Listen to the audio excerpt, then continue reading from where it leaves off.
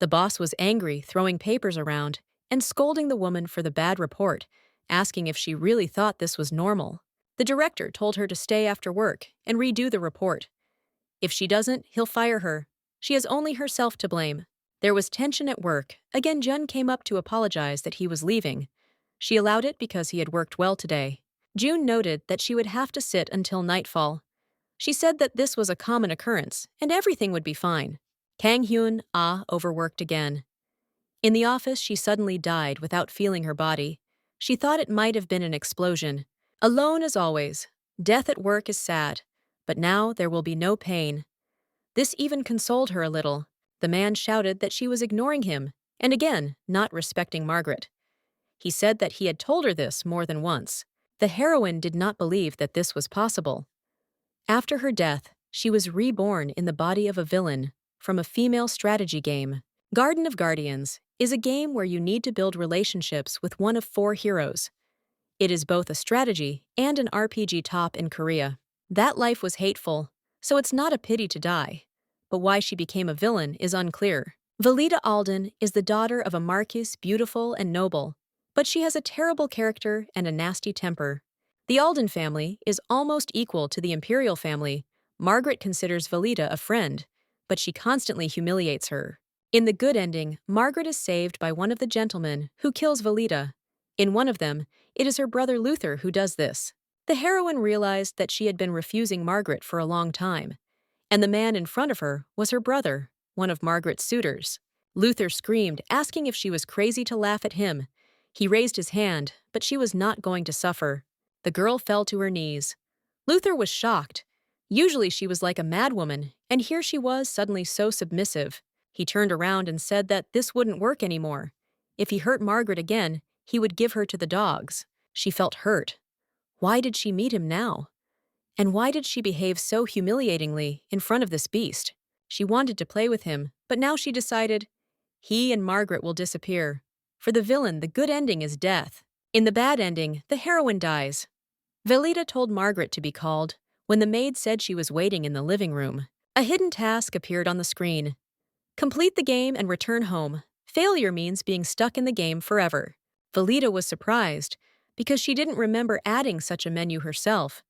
She decided that it was just an automatic setting. The game was created by her, but the rules did not suit her. The girl decided that she would not allow herself to be killed and would rewrite the plot. Margaret is the heroine, everyone's favorite, but she is the one who always kills Valita.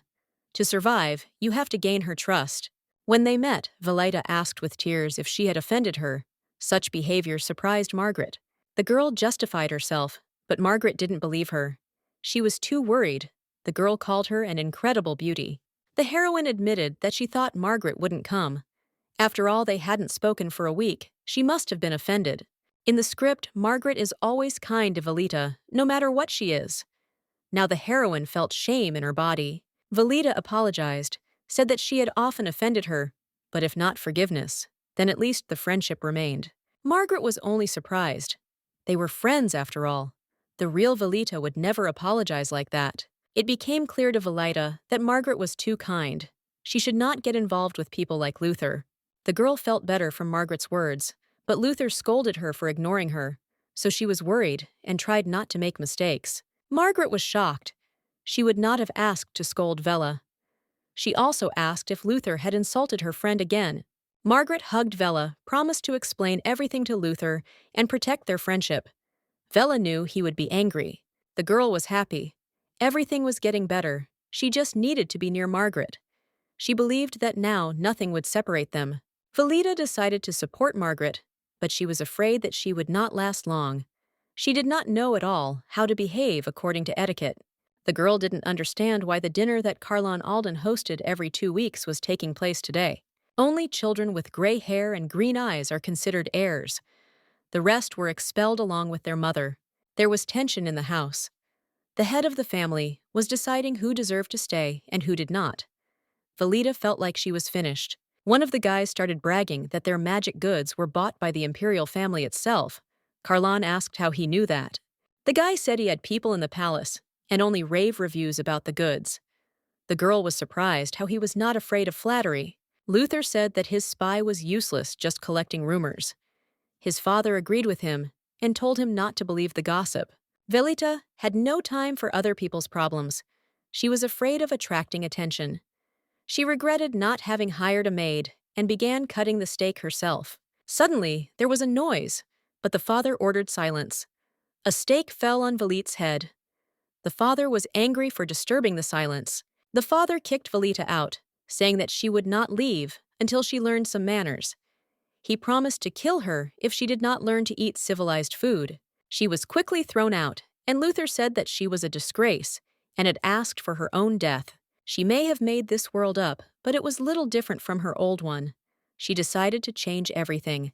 The real Valita lived in the same hell. She is 18 and in the game she was 21, so the heroine has 3 years. The newspaper only confirmed her fears. Everything is terrible, but she made it all up, so there is no point in being indignant. To survive, the heroine needs to establish a relationship with Margaret and force the right people to act according to her plans. In this world, there is magic and artifacts that give power. The Aldens supplied them to the palace and became rich. People were used for artifacts without mana, into slavery with mana. For materials, everything was sold secretly. The auction where slaves and magical bodies were sold was called Ananta. 3 years remained before the events of the novel began. Valita was glad that she had figured it out in advance.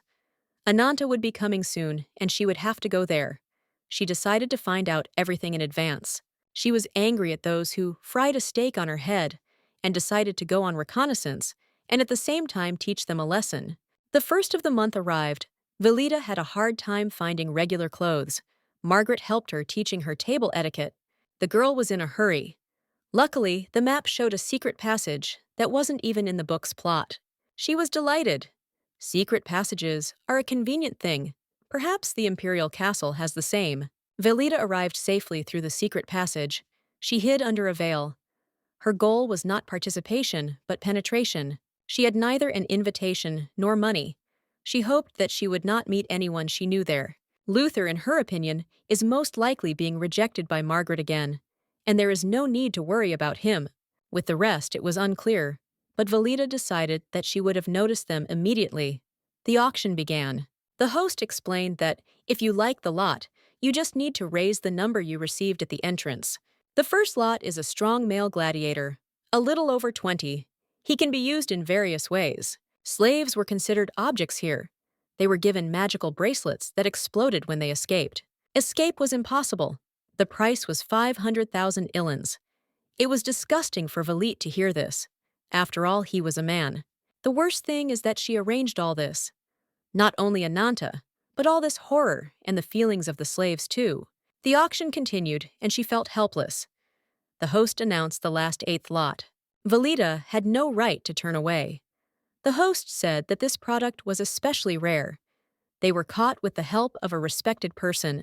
The last lot was 2 people at once. Valita did not understand why they were sold together. The curtain was raised.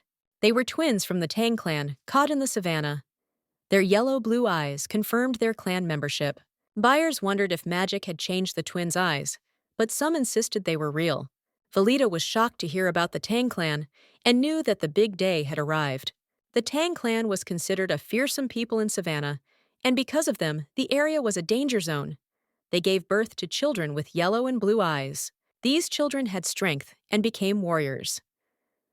The game recalled such twins. Valita decided to forget about revenge on Carlun. Now it was more important to save the twins, because according to the plot, they were connected with her death. In the game, the Tan twins were dead and were turned into a magical item that was given to the villain and became a weapon. This artifact destroyed the world, and Valita died. To prevent this, she must save them. Lot number 31 was valued at 500 million illins, or about 500 million won. Valita thought the twins weren't cheap. She didn't know what to do because she came secretly and had no money or number. The screen reported about kidnapped people. If you free them, you can get assistance and open new plot lines. Valita didn't understand how this was possible, since the plot hadn't even started yet, and she wasn't even the main character. It was just a possibility of new branches, not a guarantee. Valita decided not to dwell on it. She had no choice. The stakes grew. First 1 million, then 1.5 million. Someone gave 4 million, then 12. Everyone turned around. It was Valita. She had a number and 70 million illion. Valita was shocked by the amount. 70 billion won. She suspected that the money was given for the completion of the task. This amount matched the sales volume of the Guardian's Garden. She understood why it was exactly that much. Now she has to spend them. She remembered how she was scolded for selling and grinned. The host repeated the bet of 12 million. Valita knew that even if they bought the twins, they would want to use them. This had to be stopped immediately. She thought of Carlin and spared no expense. Lot sold number 44. Valita became anxious. She did not understand why this particular number. In Vintage Alley, she asked the twins if there were any people nearby, but they just stared silently. Valita decided to gain trust. She cut her hand, blood dripped onto the shackles, and they began to disappear. The shackles dissolved. Valita was glad that the Alden blood had been useful. She explained that she could remove the shackles, but before she could finish speaking, the twins grabbed her, smelling her scent. She smelled like a snake, like the one who caught them. One of them wanted to eat her. Valita realized that she had made a mistake. She had freed them, but now they were hostile. She didn't know how to prove that she wasn't guilty. She smiled and went into the inventory. She offered cake. The twins let her go and grabbed the food. It would have been better if she had meat. They asked what she would do with them. They found it hard to believe, and Valita needed meat. Valita explained that since she had freed them, she would not capture them. Even as slaves, they could kill her. Valita asks the twins to help save other people, because they have abilities, but they refuse considering her a stranger. Valita reminds them that she saved them and offers them a way to get rid of the shackles. She warns them to be careful so they don't get caught. Valita decides that all has been said, and the twins will not meet her again. But the connections to the new storylines remain unclear. A message appears. The kidnapped people have been released. Valita receives a reward, new assistants, and a chance to open a new plot. The former owner demands money for the escaped goods. The guy arguing with the auctioneer tells the owner that they have lost people. The owner asks who said that Vintage Street is blocked and scolds the guy for being useless. He apologizes. The guy continues to apologize, and the owner, Noah Elsius, comments that he doesn't remember getting a parrot. Noah Elsius bought the twins, then disappeared.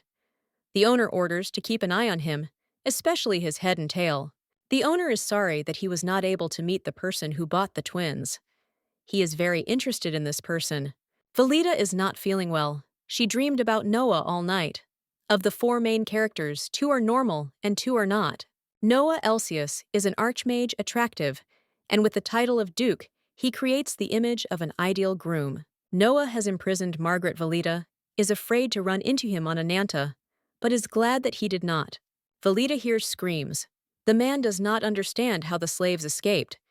He is indignant that now they will stop being afraid of them. The man sends his subordinate away, calls him an idiot, and Valita feels relieved to see how difficult it is for him. The task is accomplished, and the twins have fulfilled the request. The screams of their father calm Valita. Luther bursts into the room. Valita asks if he was taught to knock, and he wonders why she is calm. Valita jokes that she's ready to blow out candles because Luther is in trouble, or even put a stake on his head. Luther is angry, and Valita says that he is naive because he himself broke into her room. Luther asks if Valita called him Margaret's nickname. Valita confirms, but says it's unpleasant. He must try and avoid mistakes, otherwise she will get it. Luther is defeated, and Valita warns him not to harm Margaret. She is shocked to see the twins in the window. Valita sends Luther away, asking him not to harm Margaret by ruining her appetite. Luther notices her strange behavior.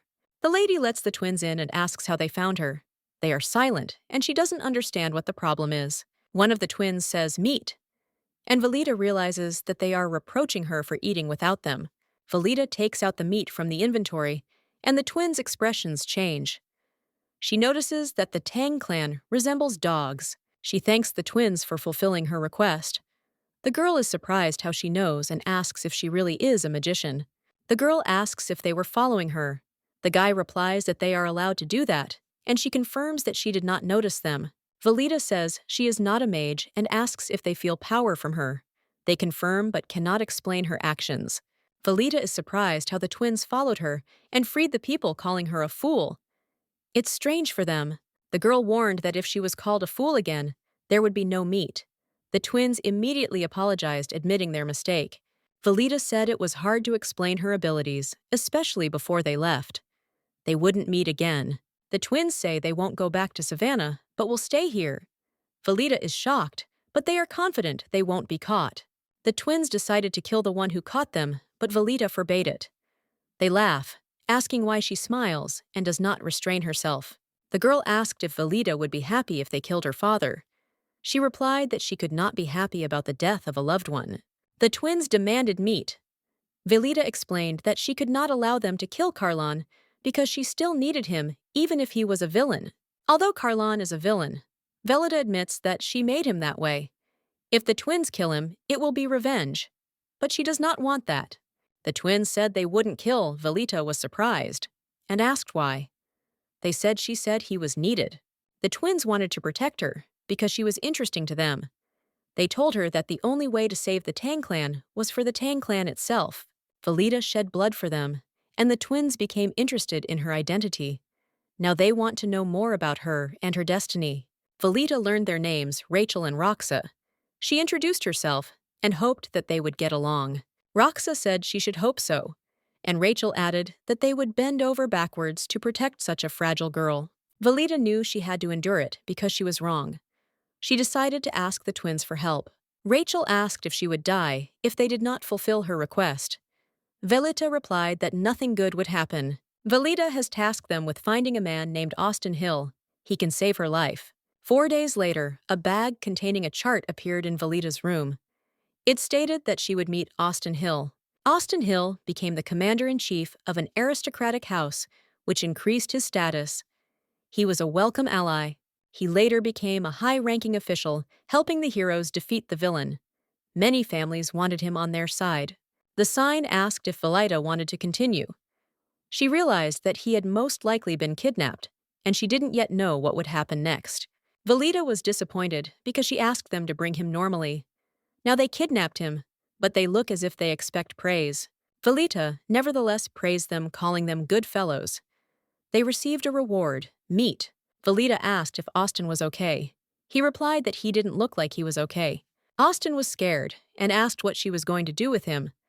Valita explained that it was a misunderstanding. Valita clarified that she did not kidnap him for his body and that she was not the twins' owner. The main character asked about the twins' behavior. Austin assumed that it was an order from the snake's cunning owner. The twins continued to ask for meat. Valita praised Austin for his guess, noting that the snake does not trust anyone. Not even its young Austin confirmed that the snake is cunning.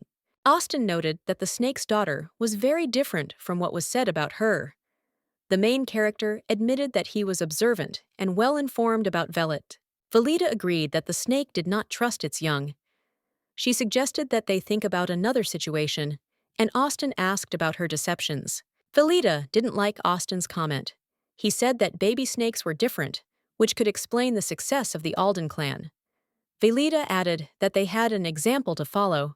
Valita asked if it was strange that snakes dreamed of leaving their lair. Alden asked if she was planning to separate from their kind. The main character replied that she was planning to do this later, and that she needed Austin to achieve her goals, although the method was crude. Austin was dumbfounded. He had been kidnapped, and now they were hiring him. Valita reminded him that she was still one of the Aldens.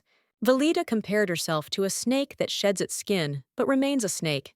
She spoke of escaping to Ananta and the birth of the Tan twins. Austin was surprised by her openness. Valita said that she saw no point in hiding it, since he already understood everything. Valita promised to break out because she had a goal. She needed Austin to reduce the risks and was willing to take a loss. Austin asked if he was her loss. The main character said that if Austin didn't want to be her loss, he should try. Austin was shocked because he hadn't agreed to work for her yet. Valita asked him what was wrong with him, whether she was not satisfying his demands. She assured him that she would be able to achieve her goal. Austin looked at her, and Valita asked him what salary he wanted. This surprised him greatly. Valita said she paid $12 million for the Tan twins and offered Austin $10,000 illion to start with. In addition, she offered an advance of $100,000 illion bonuses, incentives, and salary increases as the contract continued. Austin agreed to Valita's proposal, promising to try. She was delighted and ordered to call her the head.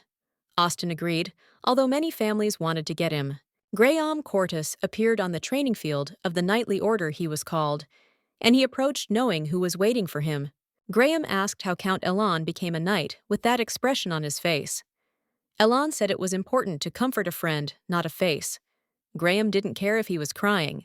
Ellen asked Graham what was more important to him, a friend or his reputation. Graham replied that it was his reputation, and then joked about the lady possibly refusing him. Ellen was angry and reported that Austin Hill had disappeared. Graham was shocked, asking if Austin was the one he wanted to hire. Ellen said he had been preparing the money for Austin, but someone had beaten him to it. Graham didn't know who might have poached him. The guy didn't understand how Austin could be hired, but Graham replied that whoever got it first got it. Elon was outraged and doubted Graham's side. Graham was on the side of the one with more money, and Austin probably was too. Ellen was complaining about a world ruled by money, and how those who don't have it live. The knight told Elon that he could not speak like that given his earldom. Graham wondered who could have hired Austin. Margaret noticed that Valita looked pale. Worried about her friend, Valita, explained that it was not because of her father or Luther. Valita realized that her serious demeanor might give cause for concern. She insisted that everything was fine, and that she was not interested in her father or Luther. She asked Margaret not to worry, as she was doing well, and had no interest in them. Margaret said that she would like to be Valita's sister. Valita replied that she was already like a sister, and suggested calling her that. Margaret was surprised, and Valita wondered if she wanted to be her sister. Margaret realized it was a joke and asked him to stop. Valita asked why she was the elder sister if they were the same age. She agreed to be the elder sister if Valita wanted. Valita found it funny how Margaret wanted to be the older sister. Margaret decided to be the younger one, agreeing with this. Valita asked if Luther had been pestering Margaret. She replied that he had become less insistent and suggested that he was busy. Valita believed that Luther was courting Margaret, but the Carlins would not accept her because of her poverty. She had to act quickly. Valita said she would solve the problem. Margaret tried to dissuade her, but Valita assured her that everything would be fine. Margaret hugged Valita, wanting her to be happy. Valita would do anything to save her friend from her bad fate. Margaret promised to return. Valita warned her to be careful. Austin asked if her goal was really to make Margaret happy. Valita confirmed that Margaret was nice. Austin was worried about Luther, but Valita wanted to find a protector for her friend. Valita smiled and said she was looking for a man to spite Luther. She thought it was natural. Prince Kyle and Graham were potential protectors. Of Margaret, Valita was ready to help her friend if she was interested in one of them. If Margaret liked one of them, Valita would catch it and give it to her. Austin did not know what the mistress had in mind. Valita said she hadn't planned anything. She was just thinking about what kind of men Margaret would like. She was prepared to find a solution if it didn't work out. Valita believed that there was no need to adjust to a certain ending because she herself was the designer of events. She could become Margaret's protector. Valita added that she and Austin have 4 years, 3 before the story begins, and a year to prepare. Everything could change with her intervention. Valita decided to play along, relying on Austin. She promised to give him a job and not disappoint him. Austin joked that he had a nut for a head like Valita. He promised to do everything in his power. Roxa and Rachel were to stay close and keep an eye on safety if they left a note was to be left. Valita asked everyone to help. 4 years passed quickly, and everyone began to follow her plan. In Galen's alley, everyone was happy to see Valita back. She wondered why they were waiting for her, since Austin was in charge of them. Her subordinates said they simply missed her. In 3 years, Valita had built a team, earned money, and created capital. Valita directed the course of business, and Austin handled other tasks, but everyone always wanted the mistress. She did not interact closely with her subordinates, except for Chan. The girl asked the lady why she had ordered these weeds to be collected. Valita saw Lurup for the first time and noticed that the girl had collected a lot of grass. The girl explained that there was a lot of grass. Not a little. Valita replied that even if she explained, not everyone would understand, and that she simply had to carry out the order. Valita praised everyone and noted that it was time to leave. Everyone was upset, and the girl said goodbye.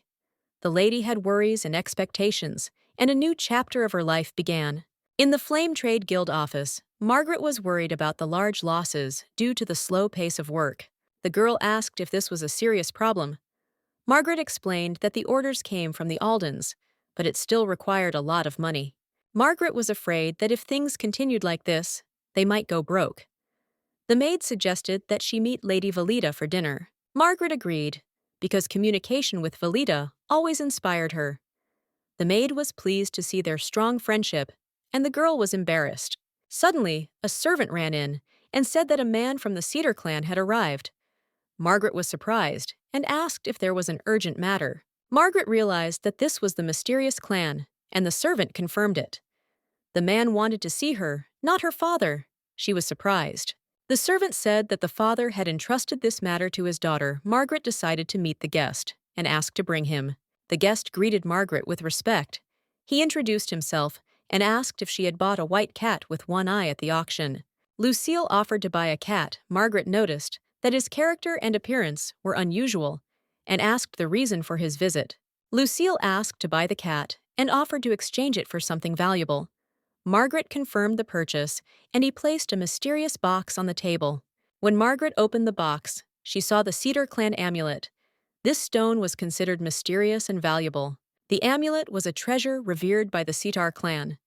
Rumors said that its owner would always be rich and respected. 100 years ago, Emperor Estatia ruled successfully after receiving this amulet from the Cedar clan. Lucille offered it for a cat, which seemed strange. Margaret bought the cat cheaply. She noticed that the figurine was really beautiful and probably very important to Lucille. Lucille did not understand her words, thinking that she was trying to increase the price, but Margaret said that she did not need a talisman. Margaret offered to simply give the cat away if it was so important to Lucille. He was surprised, and she was happy to meet a representative of the clan. Margaret smiled and said that her decision was to give the cat away. She asked to keep an eye on her and not lose her. Lucille said that Margaret was an amazing person and gave her a talisman that he was going to give to her regardless of her reaction. Lucille asked her not to refuse the gift, believing that she deserved it. Margaret was surprised and asked what the right to the amulet meant. The man said she would find out in time. He went outside and started talking to the cat statue, promising to trust Magnus again. Valita passed by, and Lucille thought that it was a strange girl heading towards the new owner of the amulet, which caught his attention. Lucille decided to stay in the Empire because the game Garden of Guardians began, and it all started with Margaret becoming the owner of the amulet. Valita was surprised to learn that Margaret had received the Cedar clan's amulet. She was touched to see how excited Margaret was. Margaret invited Valita to examine the amulet, surprising her with the fact that she was wearing the treasure of the continent as if it were just a small change. Margaret wanted to return the amulet, but the owner refused, and she decided to keep it, considering it her destiny, since it is beautiful. The amulet glows in the hands of a just man, and only Margaret could possess it. She felt her heart overflowing with something. The girl smiled, admiring the beauty of the amulet. Margaret decided to give it to Valita, not understanding how it happened. Margaret tried to explain that this was too much for a gift, but she didn't want to listen, claiming that the girl deserved such a gift. Valita was reluctant, but agreed, warning that it was a gift from a distant friend, and that the amulet was called the Eye of the Typhoon. Valita loved such gifts, and Margaret agreed, deciding not to be upset. Valita congratulated her on her new amulet. The girl hoped that with the amulet, Margaret's life would become calmer, and she would always help, because for this she had been preparing her for 3 years. The maid admired Valita's performance and felt offended, not understanding why it offended her, because she should be proud of her mistress. The assistant agreed to this, since the lady had chosen her a former mercenary. She asked when Valita would go to the branch as requested by the deputy. Valita was surprised and replied that she had already been there. The maid assumed that the deputy wanted to deliver something personally. The maid advised them to go as soon as possible because there was a lot of work and everyone was exhausted. Valita did not understand the problem. The girl asked the maid to stay with Margaret until she returned. But after dinner, Austin was surprised at how much weight the master had lost. Austin didn't like her appearance and offered to take on some of the work. If she liked her thinness, Margaret refused. Margaret suggested that Austin move to the Alden estate if he was having trouble working, He promised to fulfill his duties. Valita asked the reason for the call. Austin said there were questions that needed the head's signature. Austin said that Lurip had prepared a warehouse for the herbs, but if there was more, the herbs might rot. He suggested starting to grow them. Valita was surprised because she didn't think that a weed could be grown. Austin said, "Girl, it grows quickly, and that's its advantage." Austin suggested buying the land and testing it out. Valita was interested in the idea because it would not affect the finances. Valita has instructed Austin to buy land in the outback and to entrust the work only to reliable people. He also needs to keep an eye out for suspicious activity in the Andra Guild. Andra Guild is a large criminal organization that makes money from illegal activities. Crimes are more common than before. The girl noticed in the documents that the Andra Guild was engaged in the trade of prohibited goods and gave a bribe to the head of the border guard. Austin reported that they had bribed the border guard more than the Andra Guild and retrieved the report. Valita praised him for his success in the investigation. Austin joked that he would become the worst scum. He believed that their actions were legal and that bribes helped solve crimes and improve the future. The girl decided that it was time to stop the investigation because they had already collected all the necessary information. They had to break ties with Andra before it was too late. The deputy admitted that his mistress was being cruel, but Valita replied that it was necessary. She asked for the information to be completed and left. As they parted, the deputy warned Valita to be careful. The team was upset that she was leaving, and the deputy was the only one who spoke to her alone. Austin noted that anyone who wanted to speak to the lady had to take their place. Valita could not get used to this order. Valita felt she was late, and Luther was keeping a close eye on her.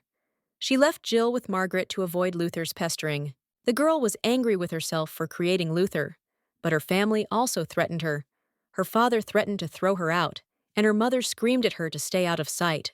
Luther scolded Valita for her stupidity, and the family continued to threaten her. She believed that the threats were unrealistic, since her life was safe. Valita thought they were still angry that she had interfered with their business in Ananta. That was 3 years ago, when she had saved the twins. The Ananta auction was closed, and the Aldens lost their source of income. Their family situation worsened. Now it was time to act on Ananta. It felt the alley was safer than the Alden family, although it was far less significant. Suddenly, she saw a man. She assumed he was dead, because the alley was dark and dangerous, with robberies and murders common there, and it shocked her. When Valita noticed that the man was alive, she calmed down and promised to help him, saying that he needed to be patient for a little while. "Girl," the man suggested, that the girl pretend that she had not seen anything. Valita realized that Noah Elsius was in front of her, but she was too shocked to speak. Valita asked why Noah was there, but he only laughed, realizing that she knew him. He wondered what to do next in this situation. Noah was the greatest magician, but what happened to him surprised Valita. He was poisoned, and the color of his blood confirmed it. But the novel did not explain why. Noah joked that her gaze could not take its eyes off his condition. Valita was confused, but thought that her appearance could be connected with this. Valita decided to help and threw Noah an antidote, but he was not pleased with this gesture. His face showed that he did not expect such help. Noah did not appreciate the antidote as charity. He laughed and asked if Valita wanted to die, thinking that she had given him help out of pity. Valita was frightened and explained that she was simply afraid to get too close. It was just a gesture of help, not an act of mercy. Noah continued that her help was charity and that her knowledge of him was surprising. Valita decided to pretend she didn't know who he was. The girl said she just wanted to help a dying man. Noah was amazed that she was willing to sacrifice a valuable item for the sake of someone else's life, considering her help a divine act.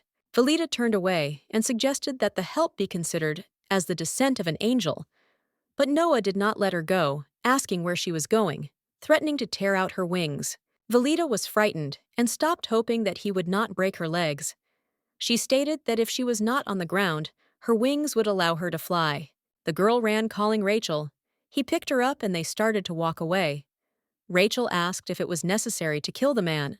Valita, in Rachel's arms, praised him, thinking that he might attack Noah, but he sat quietly in the shadows, not reacting. Rachel and Roxa always followed Valita, even when they had business to attend to.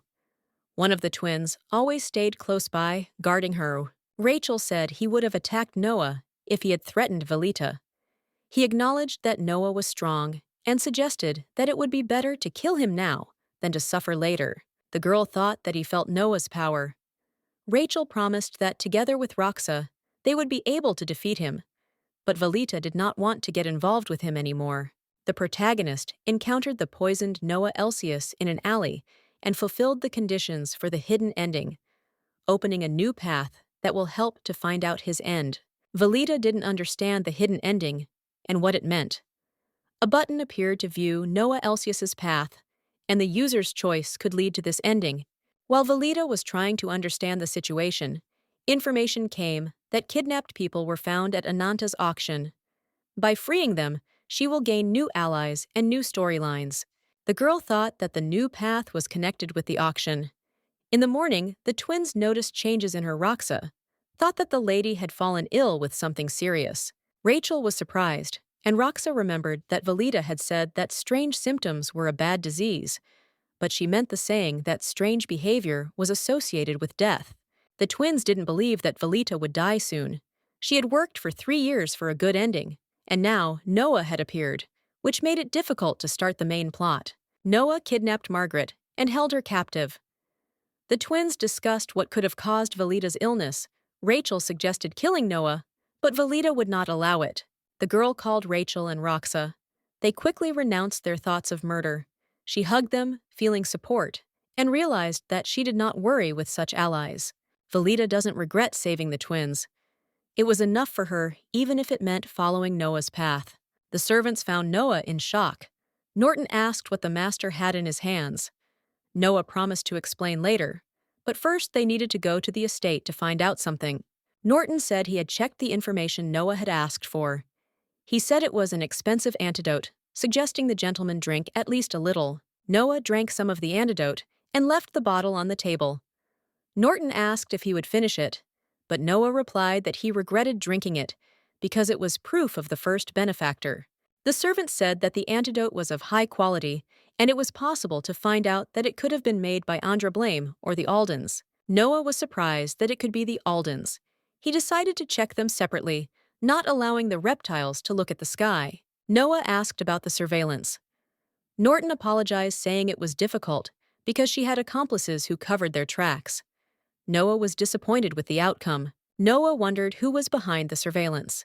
He decided that the more difficult the case, the more fun it would be to break wings.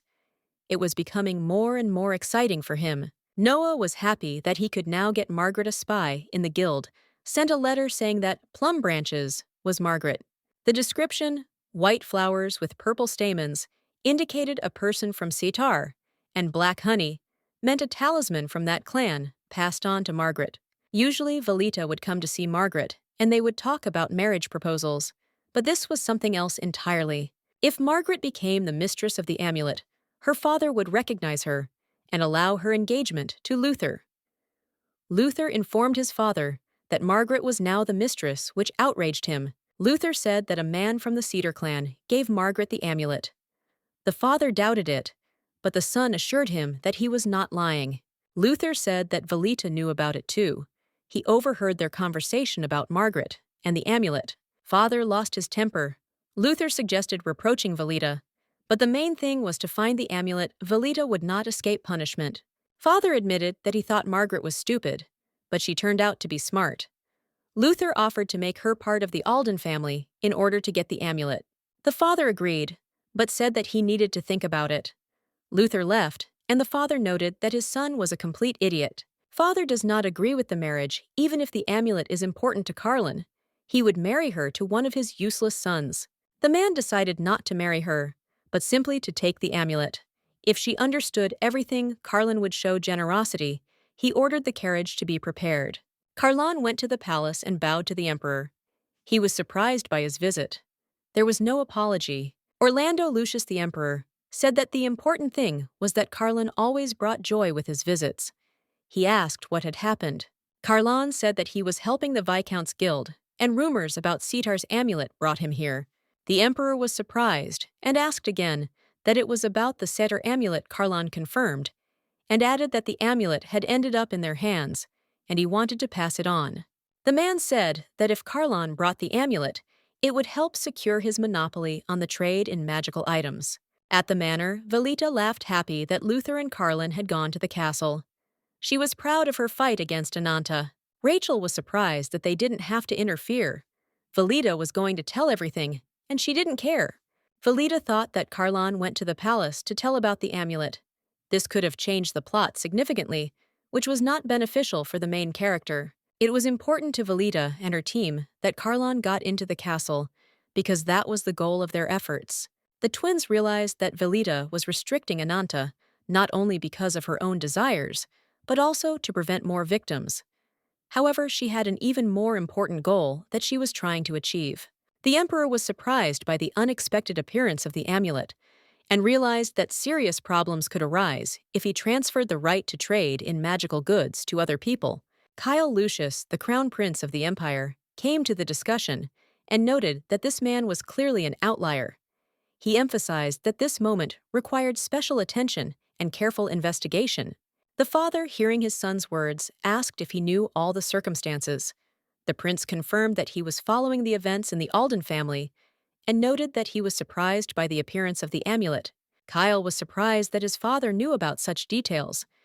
The prince expressed a desire to hide these things in a safe place such as hell so that no one could find them and use them against them.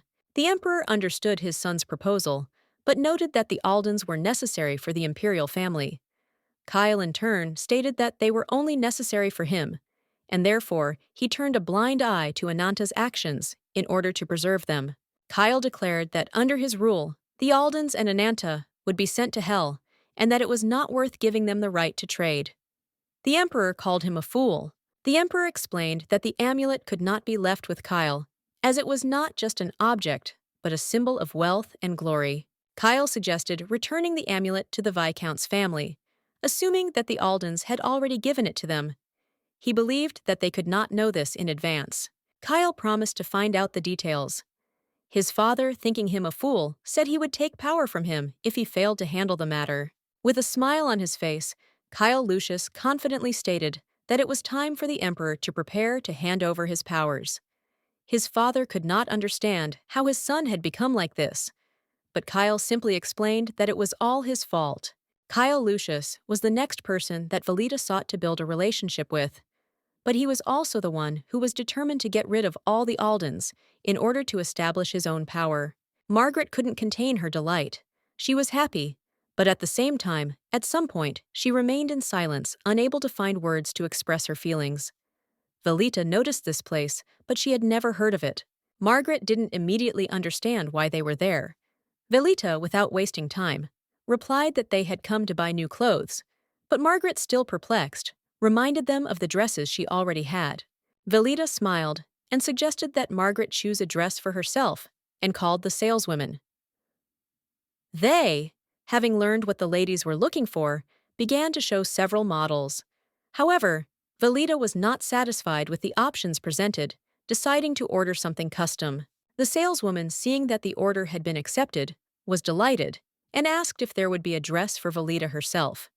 She received the answer that Valita would choose a ready-made product, but for Margaret, a new one would need to be made to order. Margaret was so surprised that she could not contain her delight and cried out in surprise. The saleswoman ran to get the material, but Valita stopped her, saying that she preferred to choose the fabric for the dress herself. Margaret was surprised and asked why her friend needed a new dress. Valita replied that she just wanted to give her a present. Margaret agreed, but a custom dress seemed too much. Valita took her friend by the hands and explained how important it was to please loved ones with gifts. She asked if Margaret didn't want to let her do that. Margaret threw herself into his arms, saying she didn't know Valita asked to see the material and lace. She wanted to choose everything herself. As Margaret said goodbye, she was worried that Valita had spent too much. Valita asked if her friend liked her choice. Margaret replied that she liked everything, but that Valita had chosen a bright dress for her, but not for herself. She offered to pay, but Valita refused. Valita noticed that Margaret was becoming nicer and nicer, but this time she couldn't accept her offer. Valita said it too loudly, and Margaret surprised her with her answer. Ronald Ebedin Viscount was at the Flame Trade Guild. Margaret approached him and asked why he was walking around in front of the building. Ronald was surprised by her appearance. Ronald suggested that they talk to their daughter in his office. He wanted to discuss something urgent, and if Valita didn't mind, he wanted to invite her too. Ronald led them all into a spacious office where there was a round table covered with green cloth. They sat around it as if it were a business meeting. Margaret, trying to hide her growing excitement, cautiously turned to her father, asking whether there really was a letter on the table in front of them that had been sent from the imperial palace itself. The father nodded calmly, confirming that the envelope was addressed specifically to him. He had the right to open it and examine the contents. The letter clearly stated that the amulet was already in Margaret's hands. The girl, visibly worried, asked again if there was anything more significant in the letter, besides information about the transfer of the amulet. She was tormented by the thought that the document could contain threats. Then the father, without losing his composure, replied that she herself should understand what it was about, if she read the lines carefully. The hints were obvious, if of course you knew what exactly they meant. He added that he had complete confidence in Miss Valita, so he sincerely hoped that she would not doubt his words and actions.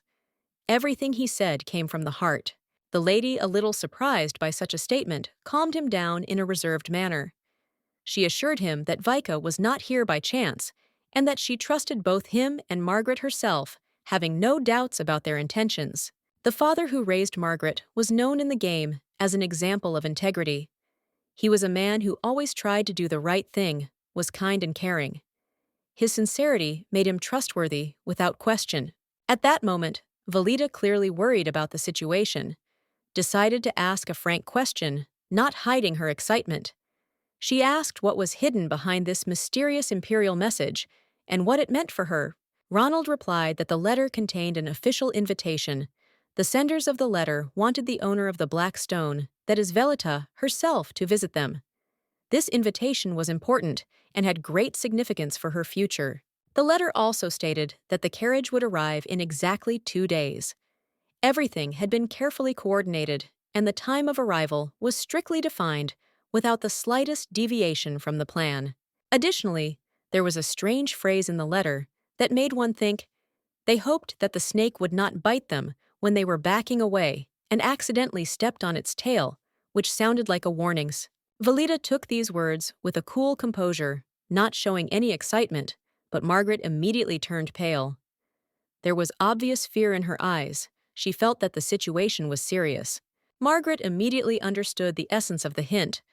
Her father already knew exactly about the true nature of the amulet and who exactly was wearing it. It was a terrible discovery that did not bode well. She was completely confused. She couldn't understand when her father had managed to find out everything. He always seemed to her a mean, cunning person who could eavesdrop or reveal secrets at any moment. He said that if she wanted to avoid trouble and keep the peace of the family, she needed to accept this invitation. Otherwise, the situation could get worse, and the consequences would be dire for everyone. So she noted that in her opinion, they should accept the invitation, including, for the sake of Margaret herself, the real owner of the stone, because it was logical. Even if they try to hide or change their appearance, the Emperor will still expose them. He is too smart and observant not to guess. The man wanted to object, but Valita spoke first. She made it clear that she understood his concern. After all, he was worried about his daughter. But in the end, he himself knows what to choose: a snake or a bird of prey.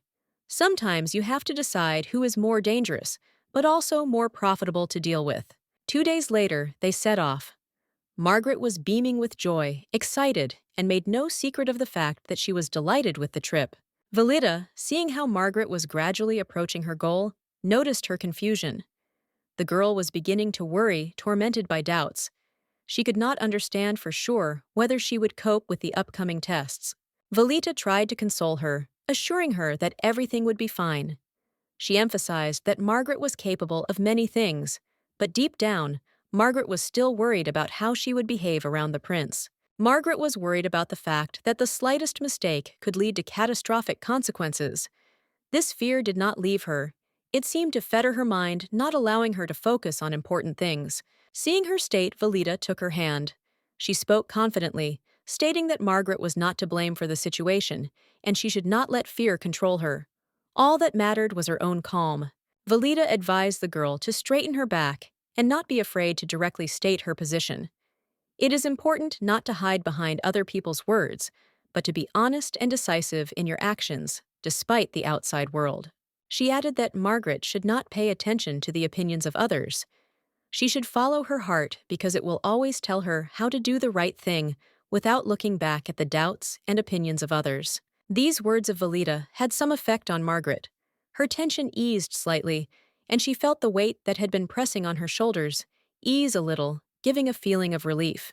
Thanks to Valita, Margaret felt as if a flame had lit up in her chest. Now she no longer doubted herself, and her confidence filled her steps. Margaret went forward, full of determination, and Valita, smiling softly, said that she would wait for her in the cafe as soon as she had completed her task. If Margaret could really cope with the current tasks, then a whole series of meetings responsibilities and new challenges awaited her. There would be so much to do that there would not be enough time, but she felt that she was ready for it. In the game's storyline, the prince was never portrayed as a villain. However, in this new world, where everyone has their own feelings and free will, it is difficult to predict how Margaret will behave around him. All this was still unknown to her. Even if they were destined to be together, she could not allow the prince to lead her. This would be a completely wrong move that would disrupt her own path and fundamentally change her life guidelines. Valita made a decision. If the prince began to put even the slightest pressure on Margaret, she would not hesitate to break off this relationship. In this way, she could maintain her independence and leadership in their relationship without losing control. Valita considered for a few minutes whether she should try to find other suitors for Margaret's heart. Perhaps that would give her the opportunity to choose and feel real freedom in her choice. She was ready to do anything for Margaret.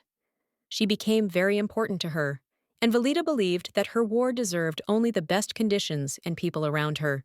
Margaret felt something dangerous approaching, as if she were walking towards a snake that was about to strike.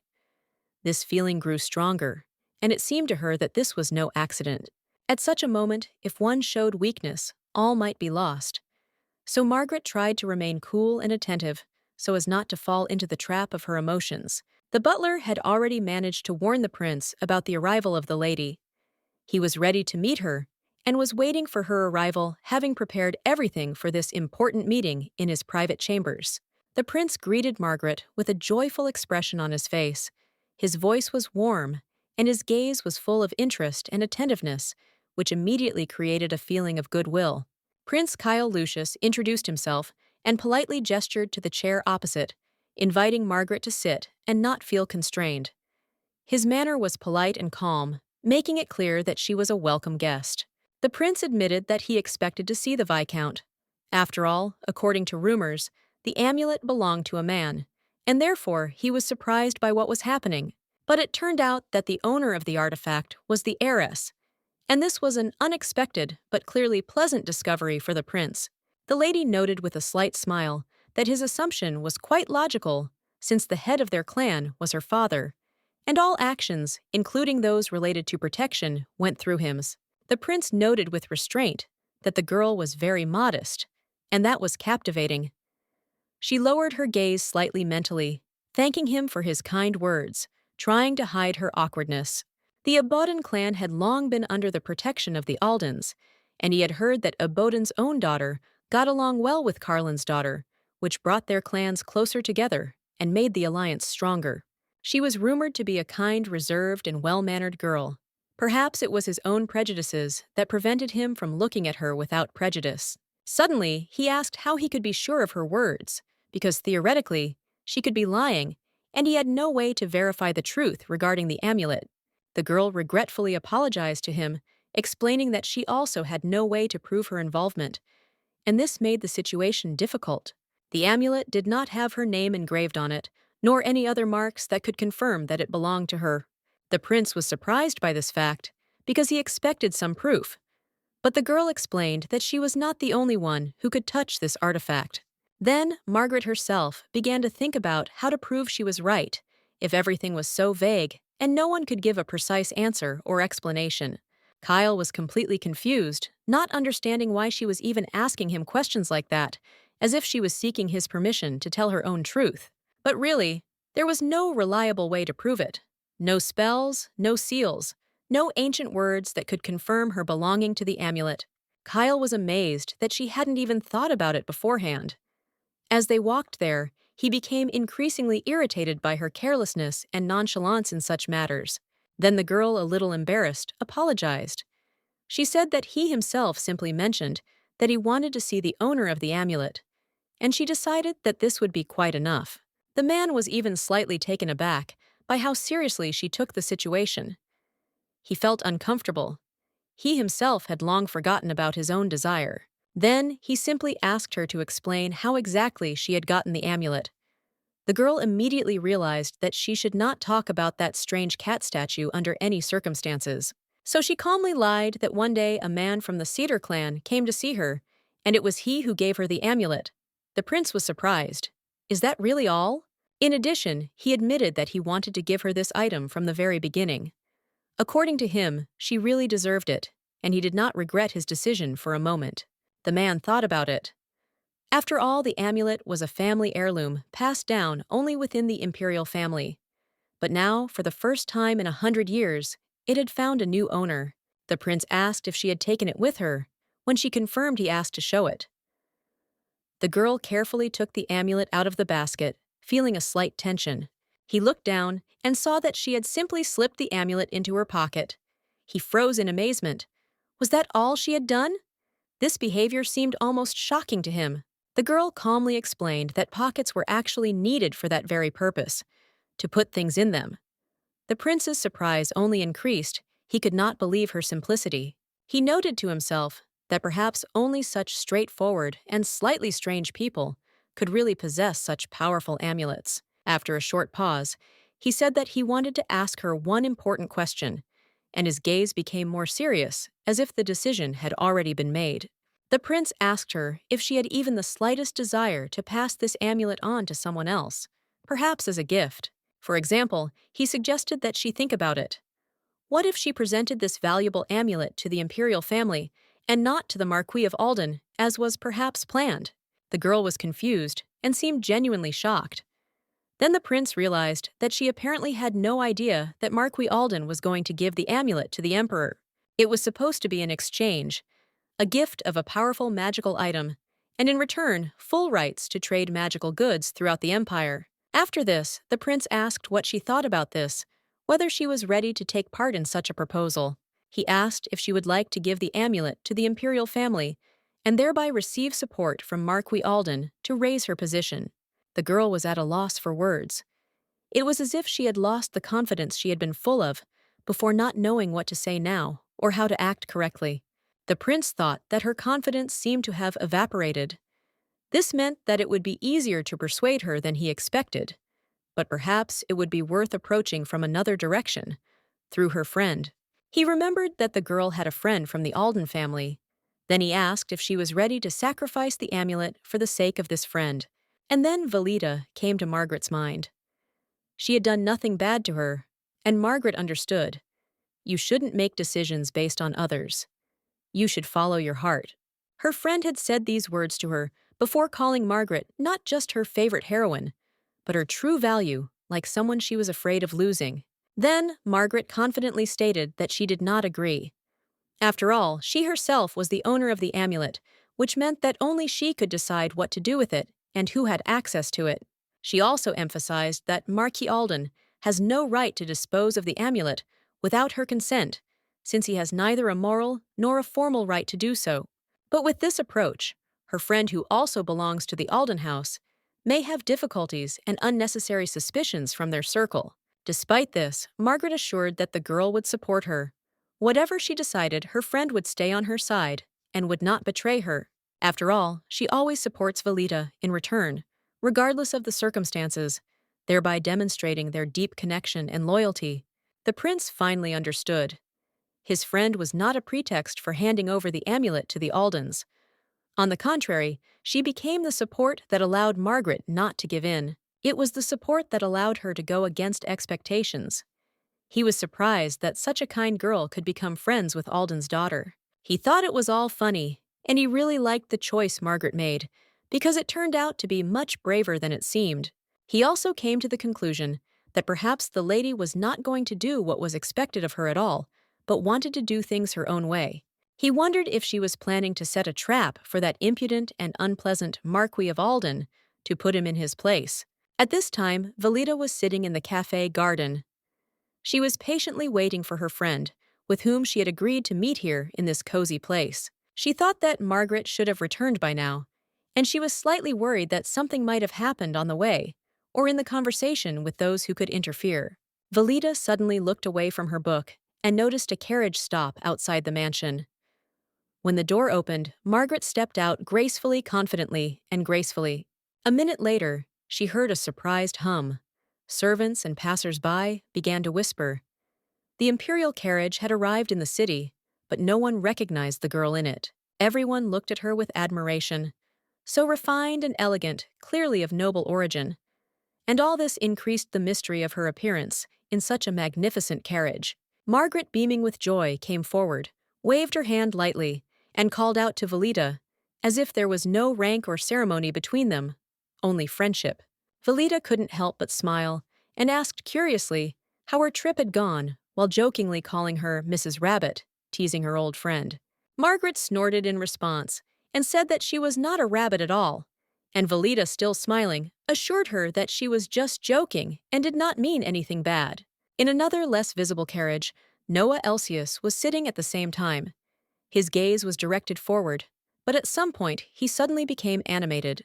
He leaned forward slightly and ordered the coachman to stop right there, without giving any reason, but in such a tone that the latter did not dare to object. Everything changed the moment he saw two girls at the entrance, especially the one in the light dress, who was laughing and talking animatedly.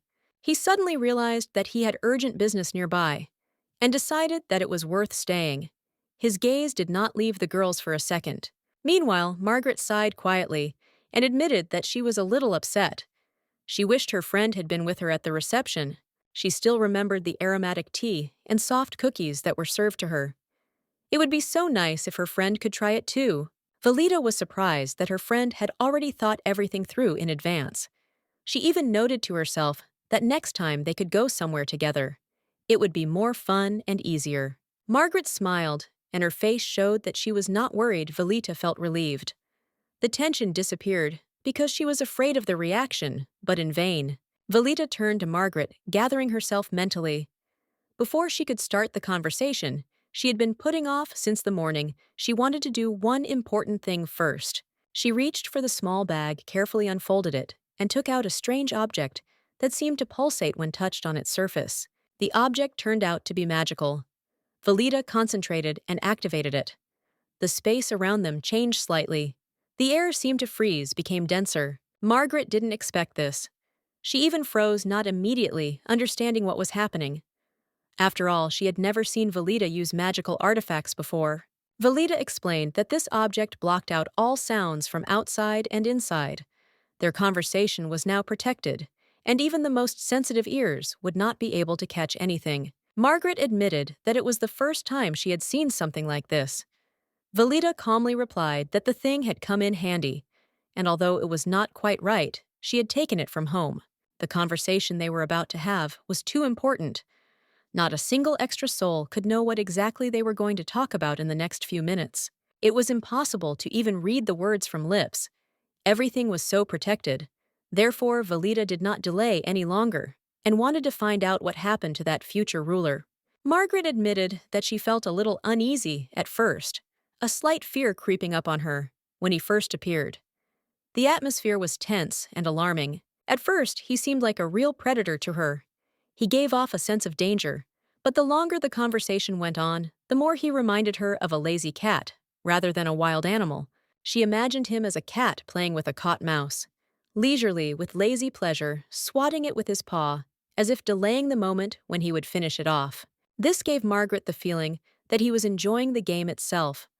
This had been his image since the beginning of Guardian's Garden's development, and Margaret captured it perfectly.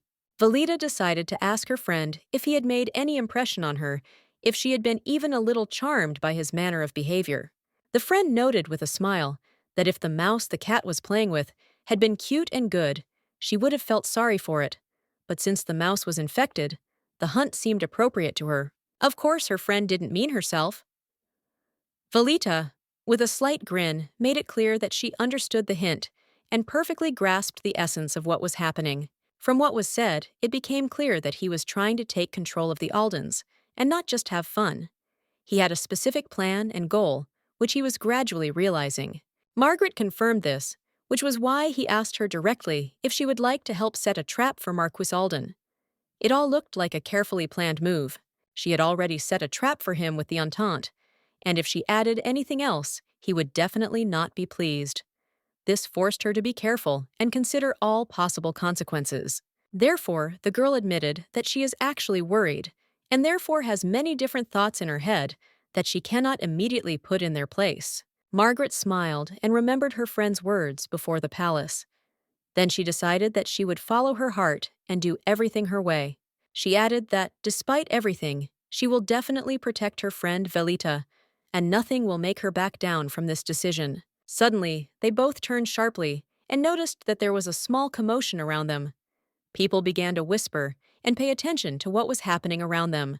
They saw a man protesting, saying that it was not right to treat him in this way, but that it was better to leave him alone and not disturb him. He stated that he simply wanted to sit quietly and did not intend to interfere in the affairs of others, hoping that he would be left alone to enjoy his time. Valita, noticing what was happening, instantly changed her expression as soon as she realized who exactly was at the center of all this commotion. It turned out to be Noah Elsius, the Archmage, who was immediately greeted by the waiter who approached him and started a conversation. Valita did not understand what exactly this man was doing here. The waiter, smiling, explained that it was a great honor for him to serve the gentleman and led him to the chosen table. The man, noticing how the waiter treated him with respect, smiled back and remarked that it was indeed worth trying to do so in order to enjoy the moment. He also added that he found a place that he really liked and decided that it was quite suitable for spending time in such a cozy place. When the man noticed Noah looking at him, he immediately knew it was time to finish his meal. With a smile, he announced that he was done and was about to leave the restaurant. Noah, in response to this, smiled and said that, in principle, he expected everything went according to plan, as it should have been. Noah, meanwhile, had settled himself at the next table, right next to a group of girls, and felt a little strange, although it was hardly an unexpected turn of events. What were the odds that the man they both knew would be here, and that his presence would allow Noah to sit at this table next to them? Valita couldn't believe that all this was happening right now, and wondered if it was connected to the events that had happened earlier, when she didn't yet know how the situation would develop. Turning to the girls, he politely apologized for any inconvenience and explained that he did not want to disturb them, but considered it necessary to apologize for interfering in their calm conversation. The man also added that for several years they somehow did not pay attention to him, but despite this, they were able to continue to communicate and enjoy time in their circle. Even though they used magical devices, such conversations in the presence of the Archmage became dangerous. In any case, it was not as safe as one would like to continue the conversation here. He also changed his tone a little and said that this magical device he brought had a unique shape. He had never seen anything like it before, and it caught his attention. He noted that he had never even heard of such magical objects before, and wondered if he could be heard well at the moment, trying to understand how clear everything was. He noted that these were probably protective domes that blocked out external sounds, and he could now confidently say that he knew how they worked and why they were needed. The main character immediately understood that he understood everything. There was no need to explain. It was just his look at the subject that made it clear that he was not a simple person. She decided not to use the item anymore, realizing that he immediately understood its purpose. Most likely, he guessed everything as soon as he saw it. The gentleman noticed that it resembled rare magical items that are rarely found and can be very valuable, which immediately caught his attention. He added that he had never seen anything like it either, and therefore wanted to take a closer look at it, to understand what kind of magical device it was. The girl was extremely surprised. She realized that this could become a serious problem for her if he began to delve deeper into the study of this subject. She confessed to Margaret that she had actually stolen the object, although the truth was that she had invented it with Oscar. But if he found out, she would be in trouble. Suddenly, Margaret started saying that this was indeed a new product that her family had developed. She emphasized that it was their own invention and was still being developed. Margaret explained that her friend had been involved in the creation of this item, but at the moment, there are still many shortcomings that need to be taken into account for improvement. He realized their words and, smiling, said that this was precisely why he had not noticed this obvious detail before. Everything became clear only now when he finally understood their meaning. He added that he was looking forward to the day when the device would go on sale. There was a certainty in his voice, as if he had already seen that moment in the future. He muttered something unintelligible, as if he had decided that he would no longer disturb them. Now they could continue to communicate without his interference, since his role here was complete. He glanced at Valita as if trying to discern something important in her face, but her expression clearly showed that she did not feel comfortable with this intense gaze. He began to suspect that the girl in the alley might have been her. It all came together in his head as he tried to solve the mystery of what had happened back then. How he managed to find out this remained a mystery to him. He could not understand how he managed to notice such a detail that was hidden from most. He was so badly poisoned that even the most experienced healers could not help him. His body was weakened, and returning to normal seemed impossible. The girl suddenly realized that she just needed to relax a little, find her sweet spot so that everything would become easier. However, the reality turned out to be more complicated than she thought. But suddenly, everything went wrong. The sweet spot just flew out of her hands. She did not expect such a turn of events, and the moment turned out to be much more difficult than she imagined. The man, remembering the moment he was poisoned, felt a chill down his spine. He could not forget how his body resisted treatment and how every step towards healing was a struggle. The girl couldn't understand why her candy rolled towards Noah's feet. It seemed strange and unpredictable, but she didn't know how to explain it. Everything that was happening was a mystery to her, especially why everything ended up on Noah's side. She couldn't find an explanation, although she intuitively felt that something was hidden in it. Everything that was happening reminded him of a situation that had once happened in an alley when he found himself in similar circumstances, and he involuntarily recalled that moment. The man, smiling slightly, noted that a similar situation had happened a few days ago, and he already felt a little easier than the first time. Valita, realizing her rudeness towards the Duke, immediately apologized. She knew that her actions were not entirely appropriate, and she tried to correct it. The gentleman, holding back a smile, said that ladies should not do such things, and he himself, with dignity, picked up the fallen candy, returning the situation to a calmer channel. He added with a smile that it was just a small thing not worth much attention, and it seemed that for him it was nothing more than a trifle. Remembering how angry he had been when he first encountered it, he noticed that now it only made him smile, because each time it became less important.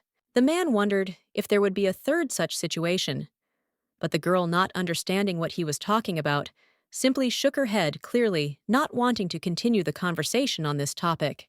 He then noted that there was no point in wasting energy thinking about it, because in reality it did not really matter and was not worth worrying about. Soon he said that he had to go, and the slight smile on his face confirmed that the situation still did not leave him indifferent, despite the light joke. He added that if fate brings them together again, they will definitely meet. But he did not focus on this, just winking slightly.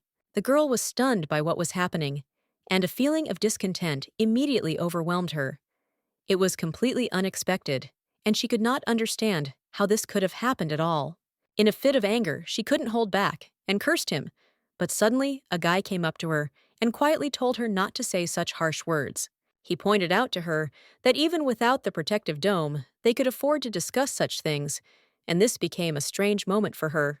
Valita, turning to the guy, said with displeasure that despite everything, she was sure that the others thought almost the same thing about him.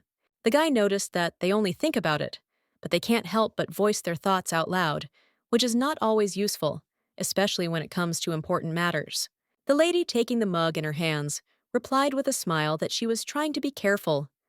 She was thinking out loud, trying to understand whether someone really was trying to hide her from the Duke. He noted that it was better to avoid meeting the Duke so as not to attract his attention. He did not believe that everything they did would be useless and hoped for better outcomes. It was unusual for him that he began to show interest in the lady. This behavior seemed strange, because before he did not pay attention to her and was always reserved. Jerome Oliver, the manager of the cafe and a member of Valita's organization, was one of those who often helped out in her establishment. He was not only an assistant, but also an important figure in her affairs. The lady wondered why he had suddenly become so interested. She herself could not understand what had happened, but she felt that perhaps it was due to his dissatisfaction with the Aldens. There was a high probability that he recognized her, and that was what made him pay such attention. But the lady herself was not sure why it happened now. At that moment, the chocolate bar suddenly fell. She couldn't understand why it happened at that moment. Everything that was happening seemed too strange and difficult to understand. The lady approached Jerome, telling him to sell the chocolate in a rectangular shape next time, instead of the usual one. Her request was simple, but she felt the need for a change. Perhaps Noah's new path would lead to bad consequences, but it would be better if he showed interest in her, rather than Margaret. It would be more beneficial to her plans. She approached Jerome with an important task. Soon there will be a ball in the Imperial Palace, where there will be much talk. Jerome should listen carefully to what the guests say. When Noah left, they continued their conversation. Margaret said that the prince was organizing a ball to officially announce that she was the owner of the amulet. This ball was important to keep Carlon in check. Her cafe would, as always, be the perfect place to eavesdrop on all the gossip and rumors surrounding the upcoming event. The lady said she had to go. She was ready to leave the cafe and continue her business, leaving everything in its place. She left the payment for the tea right on the table. Quickly and without unnecessary words, as often happens in her life, she always does everything automatically. The waiter couldn't help but be surprised every time they worked for her, and she paid for tea like any other customer. It was hard for him to understand this strange situation. The girl explained that it was called a Mobius strip.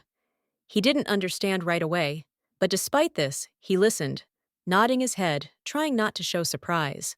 The waiter was puzzled, but the girl immediately reassured him. It was not important, and he did not need to go into the details of what she meant. She couldn't help but smile too. It was funny that he was telling everyone that she was his lover. It gave her some pleasure, although she knew that it was just a rumor. The waiter suddenly took her hand and kissed it. He did it so unexpectedly that even she did not immediately realize what had happened, but he was sincere in his gesture. He noticed that she had actually been striving for this result herself. It was her desire to get into a situation where he would become her lover. Thanks to the rumors that had spread, she could now talk to him for long periods of time, and there was nothing unusual about it. Everything seemed like a normal development of events. Therefore, he had to remain in this role of lover until the very end. He understood that he could not change the course of events and had to act according to the situation.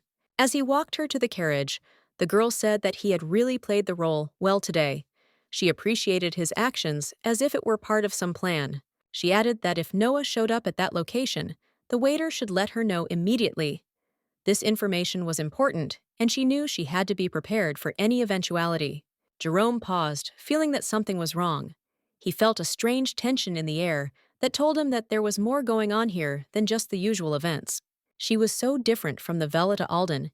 He knew the change that had come over her was a real shock to him, and he couldn't figure out what had caused it. When she returned home, her father started yelling at her.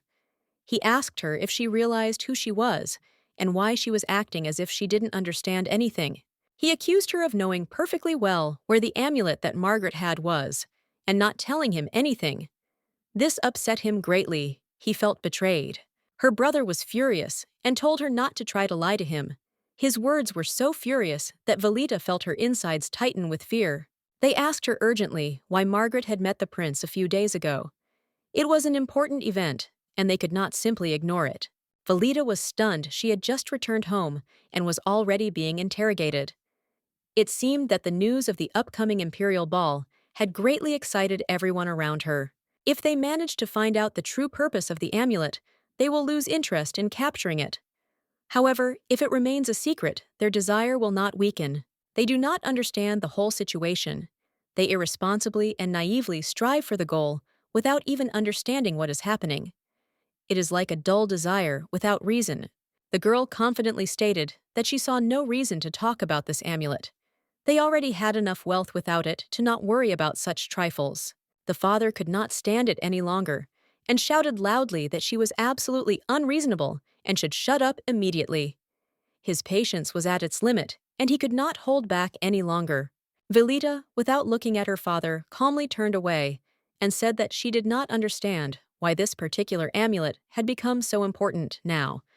She was sure that everything had happened by Margaret's will. The father was furious. He could not understand why the princess knew about this if it was supposed to remain a secret, but he was still sure that the emperor had entrusted the prince with this task. The father, realizing that the situation was getting out of control, decided to arrange a reception in honor of Margaret to congratulate her on this significant event and show his attention. The father was horrified, and the Valita's brother was incredibly angry. His feelings were as stormy as his father's, which only worsened the atmosphere of tension in the house. Their anger was probably great, since this meant breaking the contract that regulated the transfer of the right to trade in magical items. Such an event could not remain without consequences. If Margaret shows up at a reception, all eyes will be on her. She is interested in how society will react to her presence. She is eager to see their surprise and admiration. The girl, bowing politely, said that she thought she had said all she wanted to. Now it seemed that the moment had come when she must go, and she was going to end this conversation. There were only 10 days left until the important reception, and the time was approaching inexorably. Everything had to be prepared in a short time, and every moment counted for success. The main focus was on preparing a dress that would highlight her elegance, as well as gathering information in the cafe, which allowed her to stay up to date with all the events. The main character's appearance had to be simply stunning, and the preparations went exactly according to plan. Everything went as it should, so that she looked her best on the day of the reception. 10 days passed, and the long-awaited moment arrived. The day of receptions at the Imperial Palace. It was an event that determined the future, and all the preparations were important. Margaret entered the room and immediately called her friend. They had not seen each other for a long time, and the moment of meeting promised to be full of emotions, expectations, and exciting experiences. When the girl turned around, she was simply delighted with how her friend looked. Every movement, every word emphasized how much she had changed during this time. Margaret was truly irresistible today. Her appearance, exquisite features, and noble bearing gave her an unearthly charm, creating a vivid impression on everyone around her. The friend asked how she looked, not holding back her admiration. Margaret was noticeably embarrassed, but there was genuine joy in her eyes from such a warm assessment of her appearance. This dress, a soft pink color, was the perfect accent for her blonde hair, adding even more luxury and shine to it. It emphasized her femininity and sophistication. The outfit was completed with stunning lace, and the bright red shoes became the main detail, emphasizing Margaret's exquisite style and impeccable taste, giving her entire image a complete look. The design that was part of the original concept of the game looked even more impressive in real life. Everything seemed much more alive and colorful than in the virtual environment. It was amazing. Valita, seeing her friend, approached her and said with a smile that she looked incredible, like a real star. Her words made her truly happy because her friend really did look beautiful. At this point, the Marchioness Olvia Aboden stood up and expressed her gratitude to the Valita. She admitted that thanks to her, she was able to see her daughter Margaret in such a gorgeous dress. It was a miracle. Suddenly, her father's voice was heard declaring that all this was the result of his ambition and efforts. He spoke with such confidence, as if this was his contribution to what was happening. Everyone listened attentively. Everyone present was a little taken aback, because no one expected to hear such words from him. It sounded unexpected, and everyone immediately began to think about the meaning of his words. The father continued saying that he was very worried, because Margaret did not have a decent dress for such an important event. Valita gave her this dress, and he did not know how to thank her. Valita reminded them that they were friends after all, and if it really bothered them, She would ask them to make such a gift for her as soon as the right moment came. Valita suggested that it would be better for them to leave early, so as not to be late since it was time to take care of time and not waste precious minutes. Margaret happily climbed into the carriage, anticipating that this evening would be the most memorable in her life. She could not wait for what awaited her ahead. Naturally, the path to the palace would not be easy. The road was long and tiring, but they were ready to overcome all difficulties because the goal was worth it. Suddenly, the carriage stopped abruptly, and Valita looked at her friend with alarm, realizing that something unexpected had happened that required immediate attention. She reassured her friend, assuring her that there was no need to worry, and that she should only think about the good, because everything would be fine, and they would cope with any difficulties along the way. They will pass through these dangerous lands, and despite all the difficulties, they will be able to get out of there unharmed and will soon find themselves in safety. She advised them not to open the windows and draw the curtains so as not to attract unnecessary attention, since their trip was not so safe. It would all be over. Soon the road was really dangerous, but they believed that they would be able to go through all the trials and finish this journey without any serious problems.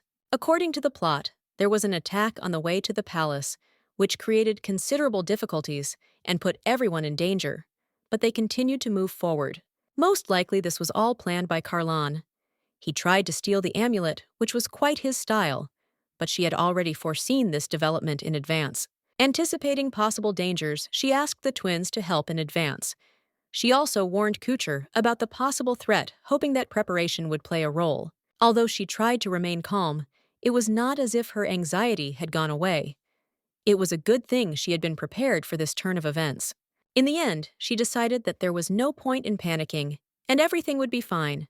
Everything would be resolved, no matter what she felt that she had control in. The knight warned her that he would try to make his way through the dangers, but the shaking of the carriage could be strong. He advised her to be careful not to hurt herself. Valita suspected that it might have been Rachel and Roxa, the twins from the Tang clan. They might have arrived in time to help, but she still couldn't be sure. The arrival of the twins was timely, but she couldn't relax completely. She had to hope that everything would work out, although she still felt anxious. Suddenly, a new task appeared before her eyes. The table appeared suddenly reminding her that she couldn't relax when the game moved to a new stage. The task on the screen was to repel the attack, destroy the bandits with the help of allies, and get a badge. The task looked serious and important. When she saw the task, she was shocked. There was something similar in the game, but now it was happening in reality. Many questions arose in her head. However, she still could not understand why, in case of failure or punishment, the consequences could be so terrible. Death. It was difficult to accept. She wasn't the main character, so she couldn't understand why death was so close. Everything that was happening seemed alien to her, as if it didn't concern her. Although, of course, she didn't want Margaret to die instead of her. Still, if she was going to die, it would be better if it wasn't her. A sad thought, but alas, a reality. It was necessary to calm down. If the attack was successful, they would kill all the witnesses. It was unlikely that anyone would remain alive, and this was probably their main goal. Rachel and Roxa are protecting them, and this gives them a chance to survive. But there is no need to worry about this now, because first of all, we need to focus on something else. Unlike the game where items are given automatically after fighting bandits, the situation here is completely different.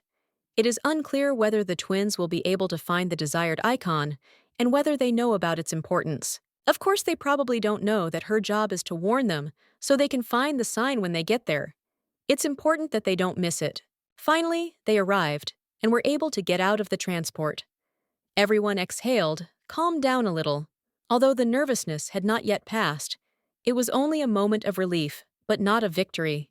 They were completely exhausted, barely able to stand on their feet. Everyone was at the limit of their strength, and this was understandable, given the severity of what had happened. The knight behind pointed, explaining that there had been 2 attacks. The first had been fought off by the prince's men, and the second by the twins. The information was important and required attention. One attack was repelled by the prince's men, and the other by the twins. The knight emphasized this, explaining that the situation was much more complicated than one might think. She was completely shocked to hear that there were 2 of them. Showing concern, she asked him to tell the twins to immediately start searching for clues that would help identify the attackers. She hoped that at least some traces could lead to a solution, since this was the only way to learn more about the attackers and their motives, as well as possible connections with other participants. At some point, it became clear that one thing was certain.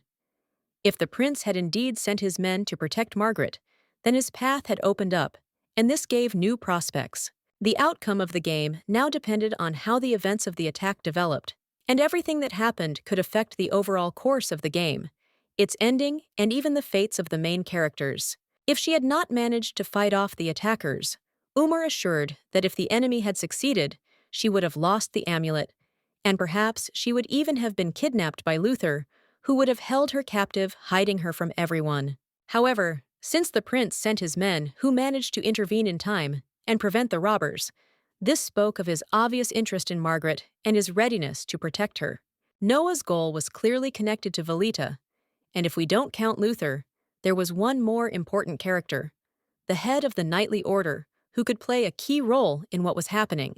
There is a high probability that they will meet him today at the reception, from which the main story will begin, and now every wrong step can seriously affect the entire carefully thought-out plan.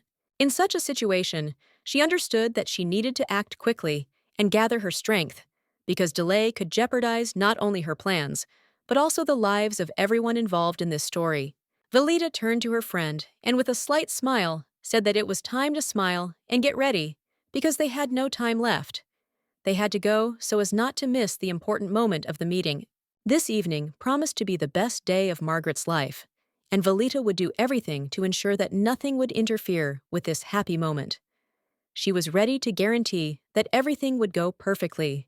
When they entered the hall, Margaret was clearly agitated. Her face betrayed her worries, although outwardly she tried to remain calm. Every movement betrayed her tension. Margaret's friend, noticing her anxiety, spoke to her gently. She advised her to think of something cheerful that could distract her from her worries and help her relax a little. If she continued to worry, her friend told her she just needed to think about a funny situation, and then everything would become easier. The ease would come with simple thoughts. A friend suggested that Margaret imagine a picture of a cat hitting a snake in the head, with its paw causing it to instantly lose consciousness. This image might amuse her, or she might think that the prince had suddenly turned into a cat and was happily playing with this snake on the ground, creating an unpredictable picture of fun and chaos around. After these words, a smile appeared on Margaret's face. She could not understand how Valita had such an idea, but at some point she began to laugh sincerely. Everyone around began to discuss who this mysterious lady with pink hair could be. They had not yet found any obvious signs of her true identity. Perhaps this girl was some princess unknown from another kingdom. Everyone began to guess who she was and what her purpose was here. It became an important question for everyone. Valita, in turn, understood that her task today was to support Margaret as a faithful servant. All attention had to be directed only to her in order to avoid trouble. However, despite all the worries, Valita knew that worrying would do no good. She offered Margaret some wine to help her relax and relieve her tension. Margaret thanked him, expressing her appreciation, but her thoughts were interrupted when someone suddenly addressed her.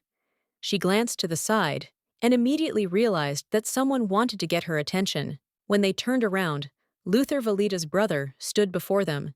He was clearly happy to see her, his face breaking into a wide smile. This was a pleasant surprise for Margaret. She had not expected such a meeting. Luther, pleased to see her, said enthusiastically that Margaret looked absolutely stunning today. He remarked on her beautiful appearance, and this immediately attracted the attention of everyone present. Margaret gratefully accepted the compliment, noting that, thanks to Valita, she had managed to get here without any difficulties. She thanked everyone for their help and expressed her appreciation for their support. She also couldn't help but add that, although they knew each other, they weren't close enough for him to call her by her first name. Margaret asked him to understand her desire to maintain distance and respect her personal boundaries. Luther was somewhat taken aback by her words, not expecting such directness. However, Valita, observing the situation, smiled. She knew that Margaret had become much closer to the prince, and now everything was changing. Valita also noted that the journey here had not been easy, adding with a slight grin that this was exactly what they had experienced along the way. Sometimes life throws us challenges that are difficult to overcome. She couldn't help but notice how their carriage trying to go around an obstacle almost overturned.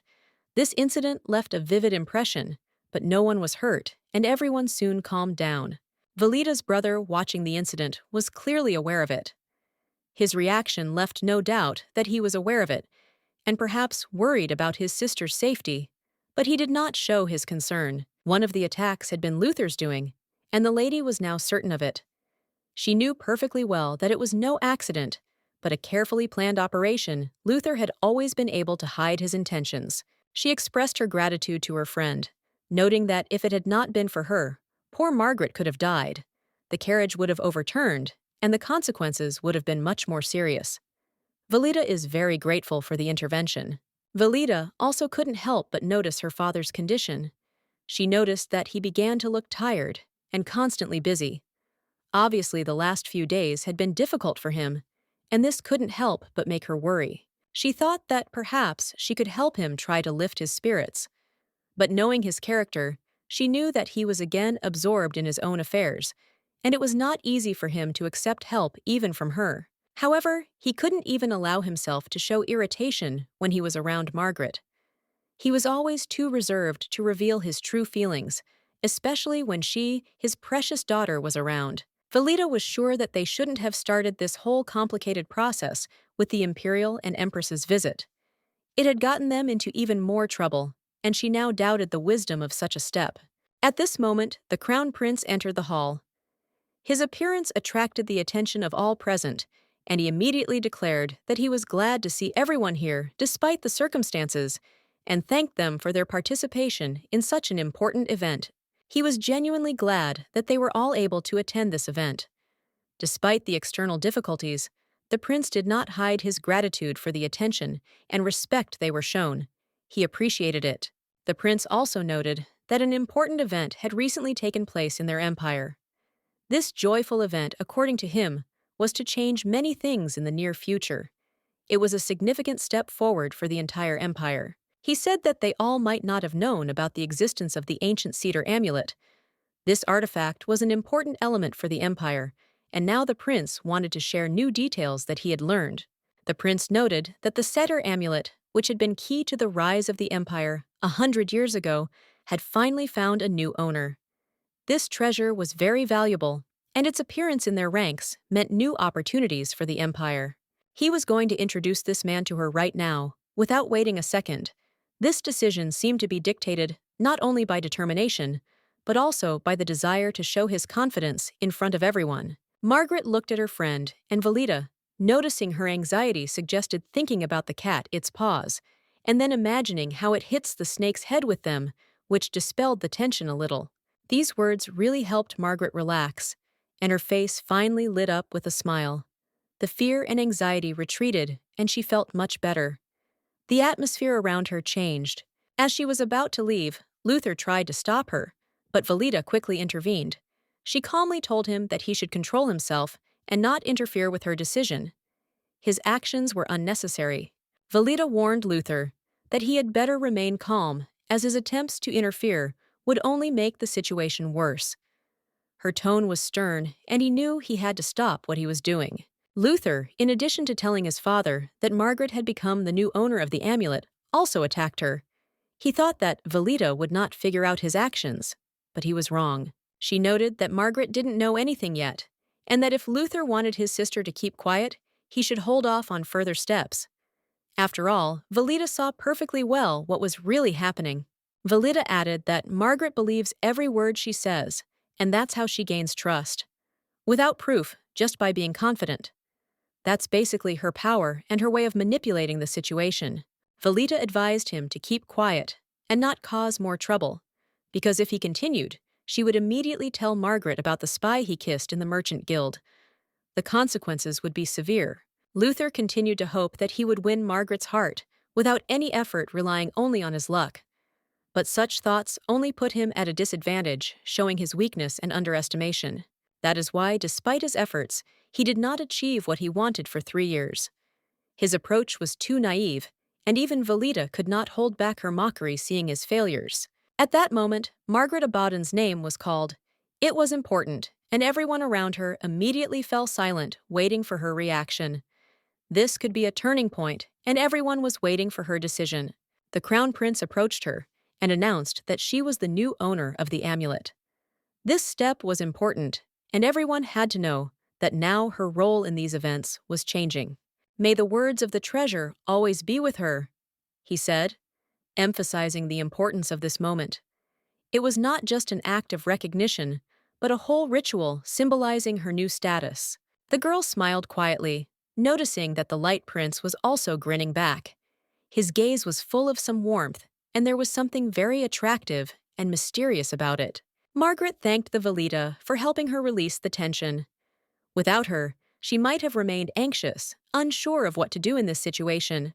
Valita, in turn, gave her a beautiful dress and calmed her down. If it weren't for her support, Margaret would have found herself in a very awkward situation because she would have felt uncomfortable at that moment. However, Valita did not agree with this view. She believed that her friend could have performed well without her help, because everything was decided by her own strength and determination, and she only contributed a little. Soon, Margaret will be bombarded with marriage proposals, and all eyes will be on her. She will be forced to make a choice that will be an important step in her life. Valita warned her not to look at anyone around her. Margaret should choose the one she really likes, not the one who is the best fit in the eyes of society. Soon, Luther Valita's brother approached them again. He looked closely at Margaret, and as if looking for the right moment, asked her a question that immediately attracted her attention. Luther asked how much longer Margaret planned to spend her time communicating exclusively with Valita. His question was not without a little irony, but there was also concern in his voice about her future actions. After all, Margaret, as the main character of the evening, had to demonstrate her best qualities to everyone, including on the dance floor. She was obliged to show her skill and confidence. He noticed that she did not have a partner, and taking this into account, offered to be one for her first dance, readily supporting her at that moment. The girls couldn't hide their surprise. They were simply dumbfounded to hear such a ridiculous phrase from him. And all this happened right in front of everyone. He also did not forget to watch his sister's reaction, carefully observing how she would perceive what was happening, since her opinion was important to him. It was perhaps the worst dance invitation that could have ever happened, and the moment itself felt completely awkward and strange for everyone present. After this, the Crown Prince approached them and noticed that Margaret still seemed to have not decided with whom she would dance, and this was clearly evident from her appearance. He added with a slight smile that perhaps he had a chance and that he was willing to offer his company to share this moment with her. He offered in a reserved but warm tone that if she would agree, he would be glad to perform her first dance, with her becoming her partner in this important event. The prince noted that he did not want to seem rude, emphasizing that he was not trying to take this moment away from anyone, because such an incident only happens once. He also added that he would be honored if she chose him as her first dance partner, and he would gladly fulfill that role. The prince, with a slight bow of his head, said that it would be an honor for him if she would agree to dance with him that evening, considering it an important moment for her. Margaret, smiling, replied that it would indeed be an honor for her, and she was glad to accept his offer, despite all the tension of the situation. Everyone present was in complete shock. They could not believe their eyes, realizing that in front of them was not only the prince, but also the owner of the amulet, which raised the whole atmosphere. They looked like a perfect couple, and Valita couldn't help but ask Luther to calm his face, because everything that was happening required endurance. Valita pointed out how harmoniously they looked together, noting that no one in the room could deny it. Everyone present felt their closeness immediately apparent. Her brother reminded her with irritation that he had already told her to shut up. However, Valita could not resist commenting, noting that unlike the others, the prince was going to take the amulet from Margaret. Despite this, Valita was sure that the prince would not stand aside and would not allow anything to happen without his participation, especially when it came to such an important artifact as this amulet. Luther got angry and said that it was thanks to this amulet that their ancestors were able to gain power 100 years ago. He could not allow their family to be subjugated again. Valita, confident in her opinion, added that the imperial family would probably support the idea of marriage, since such unions always only strengthen positions, even if it is a controversial situation. Luther, overcome with anger, could not restrain himself and struck his sister. His rage was so great that Valita lost her footing and fell to the floor, which only increased his rage. The blow was strong enough that blood began to flow from Valita's mouth. She felt a sharp pain, but despite this, she tried to gather her strength and not give in to panic. Fortunately, Margaret, who was nearby, did not notice the incident. Everything happened so quickly that she did not have time to pay attention to the incident, and Valita was able to hide her pain. Valita noticed that Luther had not only made himself look like an ignorant idiot, but had also humiliated her in front of everyone present. This only added fuel to the fire of her rage. Her words cut like a knife, especially in such an important place where everyone was present. She couldn't help but notice that Luther had not only shown his aggression, but had also created a real scandal among the people. He shouldn't worry too much. She's not going to reveal everything he's done, even though she has enough information to make him uncomfortable. However, she's not going to do that. She whispered softly in his ear that she had something far more terrifying to say back to him. It might change his perception of what was going on. She told him that in order to marry Margaret, he had orchestrated the attack on her. This shocked him, but she was sure that he did not realize the full extent of his actions. The father plans to give the amulet to the emperor if he manages to take it, so he wonders if he can get permission to marry Margaret if this amulet ends up in his hands. He is naive and simple-minded, like a young dog who aspires to be the leader of the pack, but does not understand all the subtleties of what it means to be the leading role. In reality, he lacks knowledge and experience. After that, she said it was time for her to go. In the end, it was he who told his father, helped the prince get closer to Margaret, and now he cannot escape responsibility for his actions. Margaret walked out onto the balcony, trying to figure out what to do with the pin. She didn't know how to deal with the pain she was feeling, because the situation required even more effort. Magic was certainly a useful thing, but it wasn't as effective as a heating pad. Despite this, magic still had a significant effect, although it didn't always produce the results she expected. Luther is terrible. She told him the truth to his face, and he simply responded by spitting and slapping her. His reaction was unacceptable, and she was outraged by his behavior. He was insane. The situation was so out of control that she felt he just had to stop himself, or he would consume everyone around him. His actions were destructive to everyone. Suddenly, she heard someone laughing behind her. Turning around, she saw the person who was laughing apologize to her, as if trying to smooth over his inappropriate reaction to the situation. Valita was startled by the sound of footsteps behind her. Turning around, she saw the man who said he had not meant to laugh at her, and his words sounded sincere and not mocking. She recognized this man immediately because he was familiar to her. He was someone she had seen many times, and his face was unmistakable, although at that moment she was slightly stunned. Of course it was Graham Cortis, the head of the knightly order. She remembered his stern appearance and masculine face.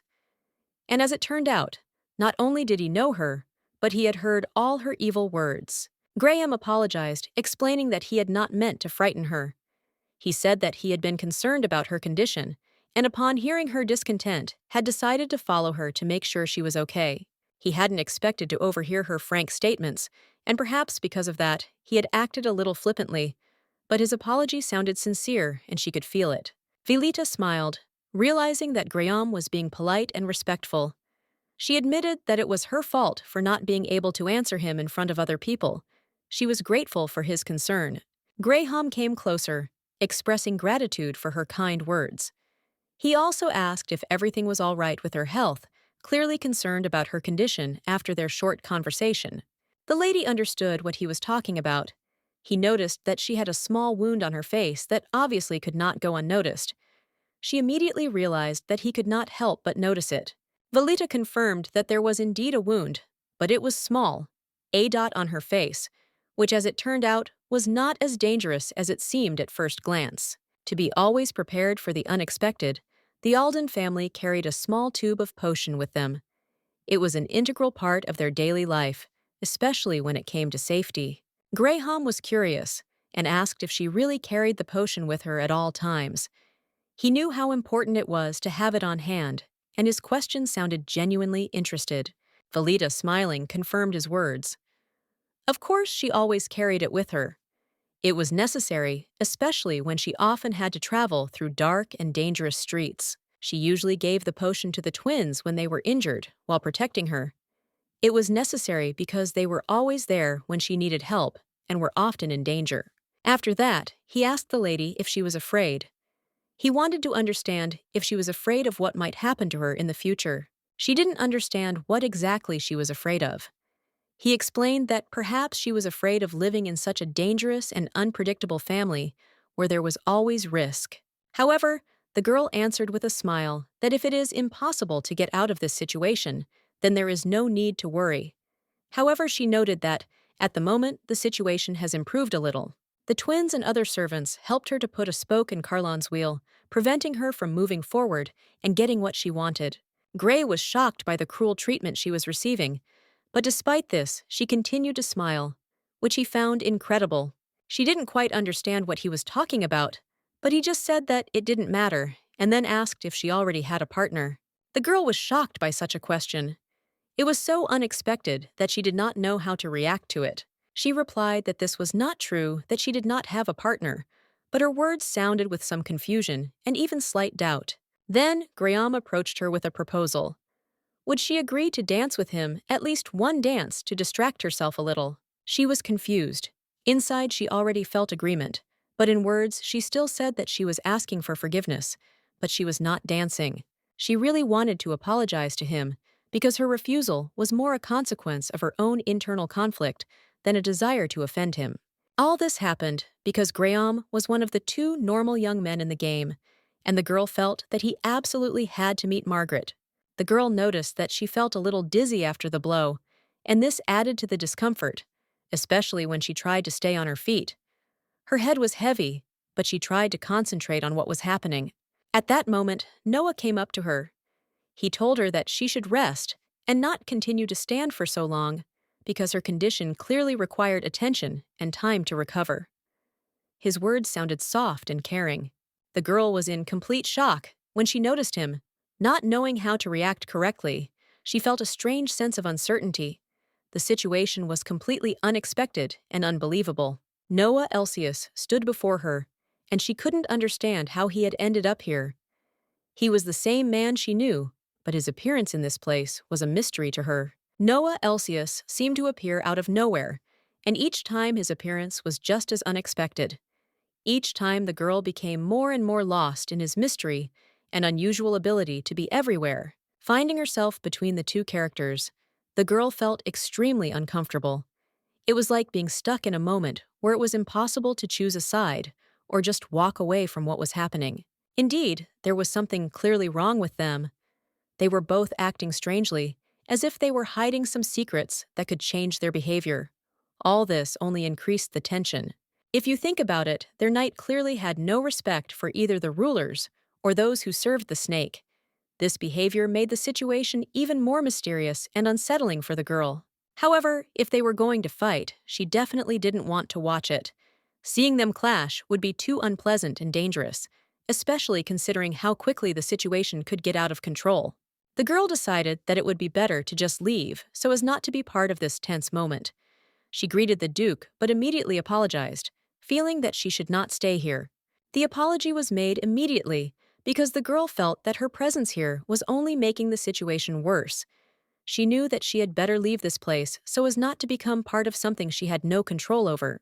Noah, noticing her condition, turned to her and said that if she was dizzy, she should not bow so hard. He suggested that she ease this movement so as not to aggravate her discomfort, and thus showed concern. She should have been more careful because the situation could have led to undesirable consequences. The girl could not understand what had happened to him, why he had become so attentive and caring. He was the same man who had caused her one disappointment after another, and now he was suddenly showing a strange kindness that seemed completely ridiculous to her, one big red flag. She was grateful for his care and attention, but still decided that she should apologize.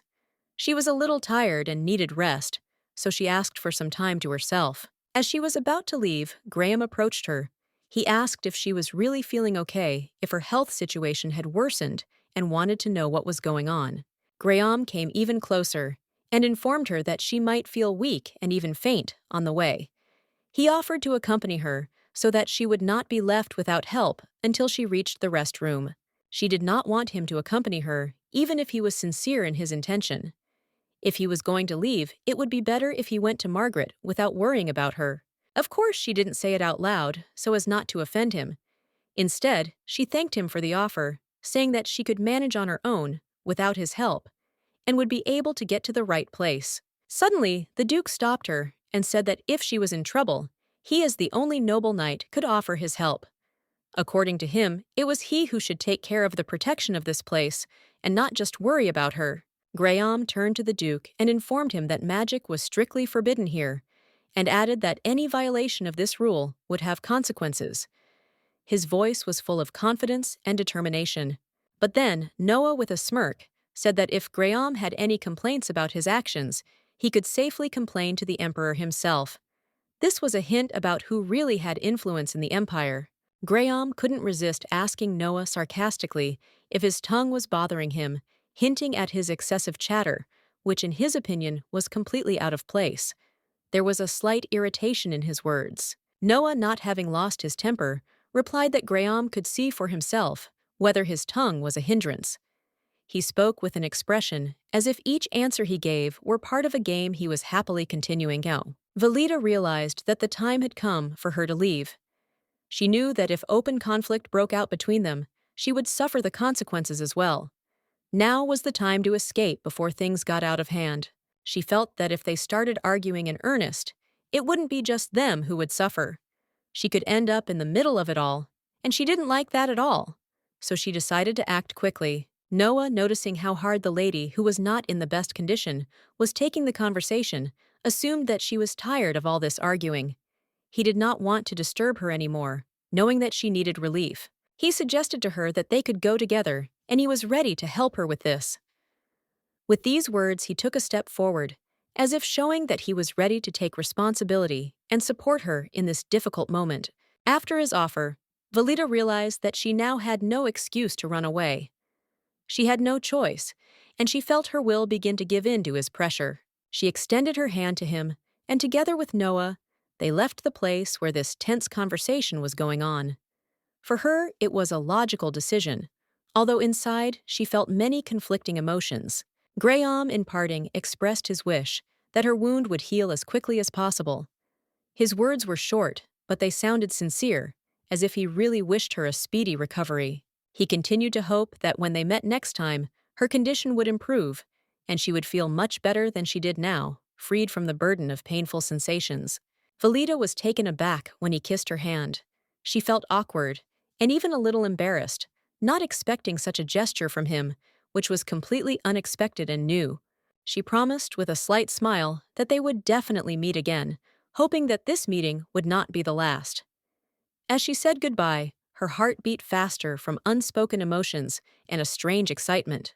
Turning around, she was about to walk with Noah, walking away with him, until her mind was completely occupied with the process of what had just happened between them.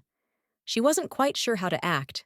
Valita was completely confused, not understanding what she should do next. Her feelings were in complete chaos, and she could not make a decision on how best to act in this difficult situation. With Noah by her side, she would return, and all eyes would be on her, which could not help but worry her. She knew that this would lead to conversation, and her presence would attract the attention of those around her. She didn't want to be noticed by her father, Carlin. The less she was seen, the calmer she felt, because she didn't need to attract any extra attention to herself. Valita told Noah that she could walk there herself. It was more convenient for her than drawing unwanted attention to herself. She didn't want anyone to notice her or start commenting on her presence. Noah, observant as always, noticed traces of magic on her cheeks. He realized that she had drunk a potion that left this mark, and this only confirmed her condition and the need for additional care. However, he knew that this potion would not heal her completely right away. It would not give instant results, but he was ready to help her if she wanted. Valita noted that she would cope when she returned home. She also emphasized that even if he hadn't decided to help her, She would have managed without him, but she was still grateful for his care, even if she didn't always want to accept help from others. He could not understand why this was so, and was surprised to notice that in fact, he was just an angel ready to sacrifice something in order to save a dying man. Noah teases her now, remembering their first meeting in that tight alley when it all started, and she looked so vulnerable and confused. The girl assured him that she was not trying to deny what was happening, but there was no point in his help because everything had already been decided long ago, and their paths did not cross. Noah stated that she never agreed to help, and that day she knew exactly what words she needed to say to avoid further complications. He had not heard anything like it for a long time, and his face remained inscrutable as he addressed her, as if she were only part of an obscure and confusing past.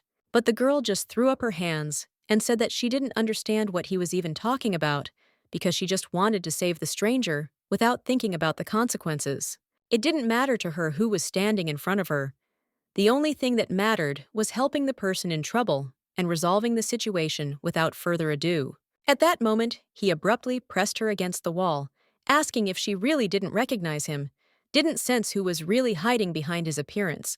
It seemed to him that after that first meeting, he never left her mind, and she unconsciously began to think about him, to remember him in the most unexpected moments. And now he noticed that he was interested in when she would realize that, in fact, she was his only savior, that she had changed his life so much. But the girl understood that it was a lie, because he could not be her benefactor. He was simply using her, manipulating her kindness, and this was obvious from the very beginning. Valita couldn't understand what had prompted him to do such a thing. It all seemed unnecessary to her, especially considering that his actions clearly made no sense and were too provocative. She noted that he must have known about poisonous snakes and how dangerous they were. It was obvious, and most likely, that was why he had such hatred for the Aldens. He hinted that she might be going to bite him right now, as if to remind him of that incident when she ran away from him. It all sounded strange and scary. He offered to show her the poison that was hidden in her body, and promised that in exchange for this, he would fulfill any of her wishes. His words were full of threat, but there was also a certain irony in them. At that moment, a girl suddenly approached them and immediately turned to Valita, interrupting their conversation. It was obvious that she was completely confused by what was happening. It was Natalie, and her shocked expression couldn't go unnoticed. She was clearly stunned by what was happening around her and felt out of place. Natalie Alden was Valita's half-sister, and although her situation was difficult, she remained an important figure in the household. Their relationship was definite, but complicated. Although Carlin Alden did not recognize Natalie as a direct descendant, she was still allowed to live on the family estate, which became an exception to the rule for everyone else. The reason for Natalie's position was that she, like Luther, was an indispensable member of the Alden family, possessing important and rare talents that brought benefit to the family. However, under Carlin's orders, Natalie had to master the sword, which was an unexpected turn in her life. It gave her importance, but also brought additional complications.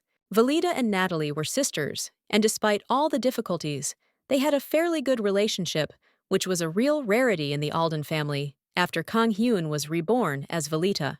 It seemed that Valita was really lucky that Natalie showed up here right now, because her presence could somehow change the situation, give new hope, or an opportunity to solve the problem. Valita couldn't figure out what his face was expressing. She was clearly aware that he was being threatened, but the expression was unsettling. It didn't fit the situation she was in. Natalie asked timidly if she had intruded on their private moment. She wasn't sure how comfortable this was for them. There was a hint of alarm in her words. Valita had no idea that her sister was dating him, His Majesty. It was a surprise to her, and she could hardly imagine how they could end up together sharing such closeness. Suddenly, Valita realized that Natalie was actually home, and that there was something more going on between her and Noah. She couldn't believe how quickly their relationship was progressing. Noah said, with a strange note, that it was a real pity, because he would have liked to enjoy this secret rendezvous a little longer. His words were not exactly a joke, but not entirely serious either. Valita was furious at the way he spoke. Does this bastard really think he can manipulate people so easily? She thought, completely confused about what was going on. She tried to say something in response, but at that moment she felt Noah's magic affecting her. It was almost imperceptible, but enough for her to understand that he was using his power again. It was only after a few moments that Valita realized that the pain was gone. It was the result of his magic. His power had clearly taken away all of her discomfort and given her relief that she hadn't even asked for. Noah, as if expecting gratitude, said that if the pain returned, she could always come to him. His voice was cold and self-assured, as if he were doing her a favor and not the other way around.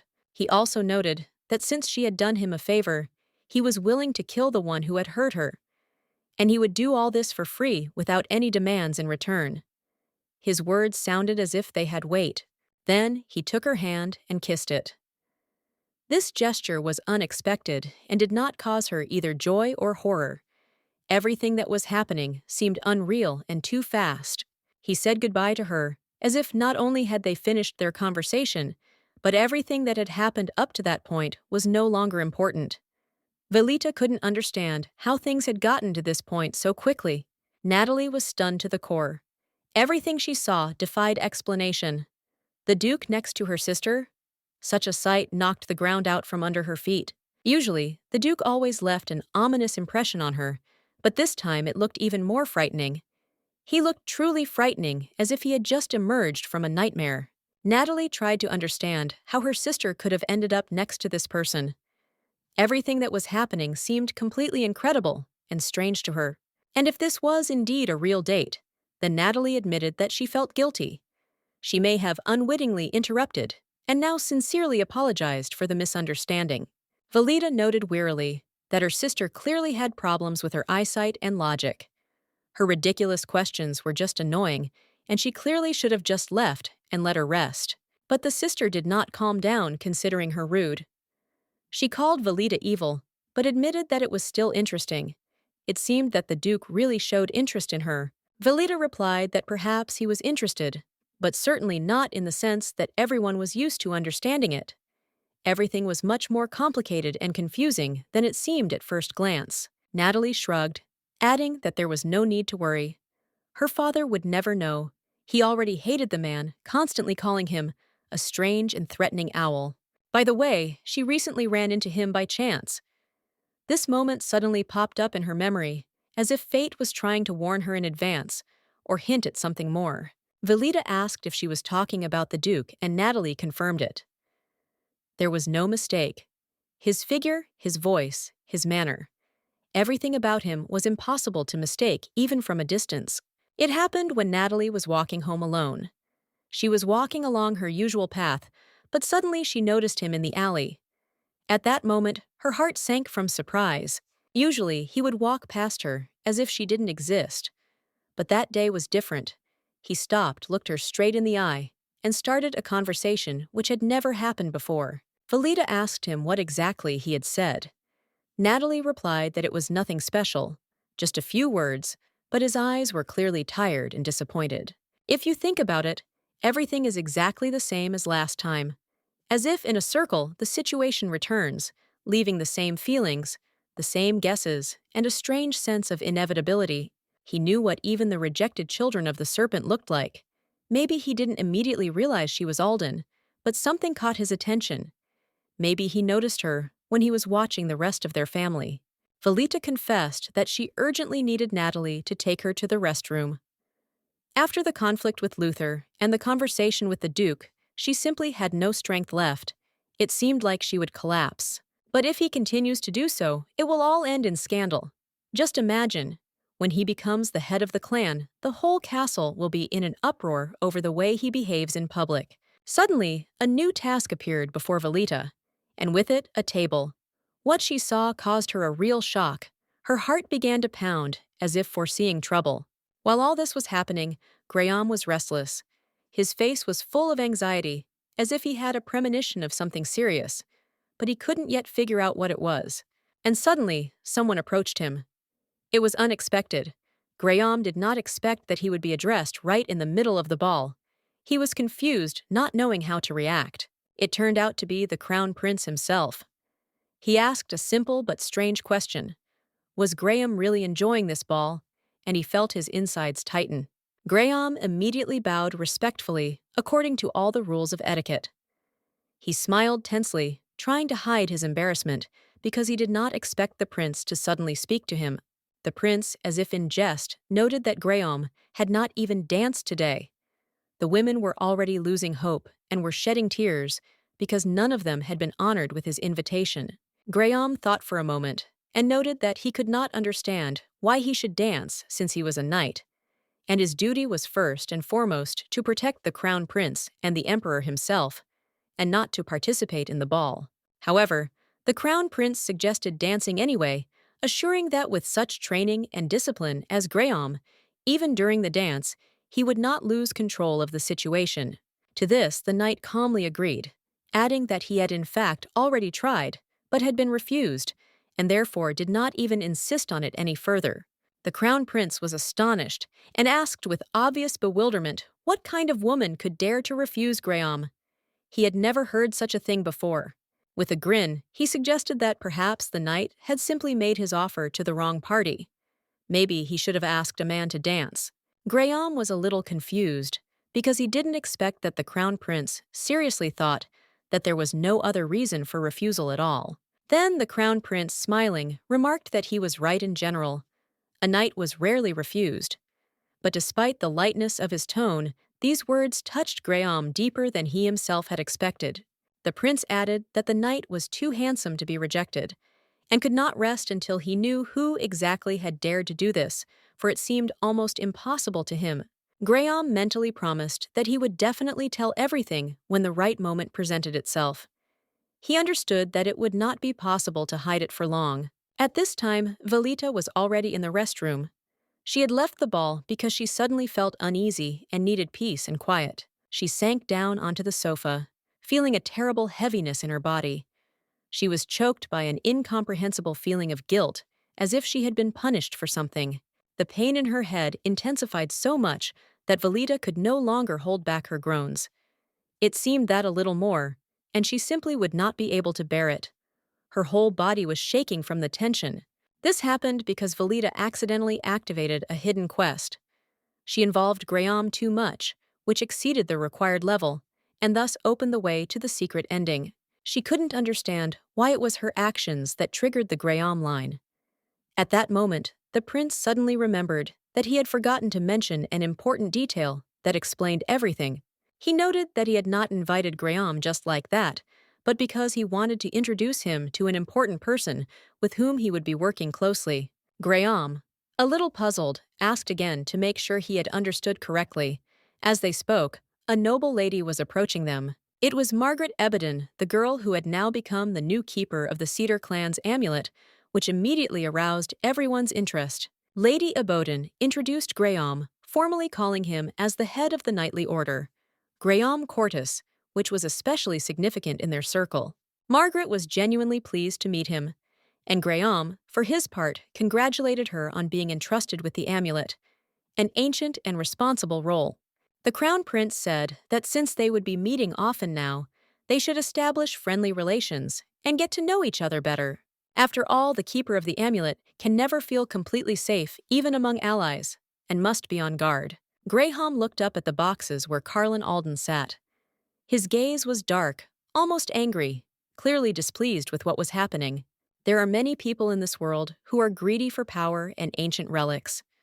They do not leave alone even those who just want to live in peace. The Aldens always pick the most vulnerable to test and then attack. That's why Graham asked if Margaret was okay. Margaret felt genuinely grateful for his concern. Although a lot had been going on lately, she genuinely believed that she could handle it all and felt quite confident. The girl mentally noted that since her friends were next to her, any fears retreated. Their support gave her strength and confidence, making her believe that everything would be fine. The crown prince once again decided that this was the same girl that Margaret often mentioned. He noticed to himself that since their first meeting, she had been talking about this friend incessantly. Then, he had a desire to meet her. Margaret noticed that she had not seen her for a long time. Perhaps she had gone out onto the balcony and simply had not returned to the hall yet. Graham finally decided to ask if this was the young lady from the Old Egg family. He remembered that she had unusually expressive green eyes that were hard to forget. Margaret immediately understood who he was talking about and confirmed that, yes, it was indeed Valita. She assumed that they might already have known each other. At that moment, he finally realized that the girl who was with Noah was Valita Alden. Her facial features, mannerisms, and voice came back to him. Graham remembered that he had indeed seen her. She looked tired and tense, and seemed to be looking for a place where she could rest for a while in silence. The Crown Prince reasoned that if Graham knew so many details, it meant that they had had a conversation, and that he had personally communicated with Valita. Graham tried to explain himself, but the strict principal noted with certainty that it was Lady Alden who was in that place. He left no doubt despite the knight's confusion. The captain seemed to be under the spell of her charm, perhaps, without even realizing it. His gaze became absent-minded, and his demeanor unusually gentle. Despite this, Margaret was sure that her friend could not have done anything like that. Meanwhile, the knight himself remained silent, confused, as if he did not know what to do with himself. People whisper that Valita is a frivolous person, busy with nothing but cunning and intrigue. The rumors multiplied, fueled by the discontent of others. But he cannot admit that the same girl is Valita, because despite the gossip and ridiculous accusations, she still smiles brightly at everyone. Yet deep down, he began to realize that perhaps he had jumped to conclusions and was now regretting his decision. Perhaps he shouldn't have left her alone with Duke Elsius' thoughts about the possible consequences haunted him. But soon the anxiety gave way to joy. The lady appeared in the hall. Her appearance immediately changed the mood of those present. The servants and courtiers surrounded her, vying with each other. To ask about the ball, everyone had heard that it had been magnificent, and they were eager to know the details. However, the lady gently made it clear that there would be time to talk about this. She was not ready for discussion now. Austin couldn't understand what had happened. The lady looked as if her strength had left her, and she was about to collapse from exhaustion. Valita was lost in her thoughts again, not understanding what her life had become. It seemed that everything that was happening to her was a punishment, and she could not understand why all this was happening to her. One of the servants observing her experiences noted that, in his opinion, she lived a completely ordinary and even calm life, unlike others. He also added that karma determines the fate of everyone, and everything that happens in life is the result of one's own actions taken earlier. Hearing this, Valita, knowing how such reasoning works, decided that she had no choice but to punish him. Let him feel how karma works by cutting his salary. Then he changed the subject and noted with alarm how pale she had become since the ball, adding that he would immediately call a doctor to check her health. To this, Valita replied that if she had known in advance how capable he was of pretending, she would have made him her personal spy at the palace long ago. She felt very tired, but what worried her most was that for some reason the ending of Graham had opened and she couldn't understand why it was her. With Noah, it was clear. There really was a connection between them because she saved him before he met Margaret, and this influenced the course of history. But Graham is the head of a knightly order, and it is unlikely that it is just because Luther once slapped him. There is clearly another more serious reason.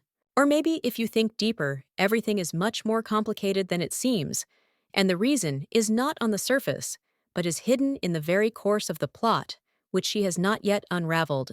She turned to Austin, thinking about how many people had tried to get him 3 years ago. He had been in great demand then, and she was lucky that he had agreed to work for her. Austin confirmed that there were indeed many offers, but he chose her because he found it interesting. Plus, she paid generously much more than other employers. Valita wondered if the head of the knightly order, Graham Cortis, had tried to recruit him. She had long wondered about this question, knowing how important such personnel were. Austin was dubious about Graham. He couldn't understand why he would be needed by someone who already had to solve everything by force. It seemed that the offer had come not from the Duke himself, but from some acquaintance. This man had extensive connections. He knew Captain Cortis, and assured that Austin would also be able to establish profitable acquaintances through him. There were many promises, but everything seemed doubtful. However, the amount of payment was too low. Austin politely declined. But now he wondered why Valita had decided to bring this up after so long. It's been 3 years, and in that time, she's only managed to fulfill the conditions for unlocking new endings twice. The first time was when she risked everything to save the Tang clan twins. The second point is that she hired Austin Valita, felt that these actions were not random. If the twins had anything to do with Noah's ending, then Austin was important. With Austin tied to Greyholm's ending, and perhaps playing a key role in it, Valita began to wonder if she'd missed details she'd overlooked at the time, so both endings could have been opened 3 years ago.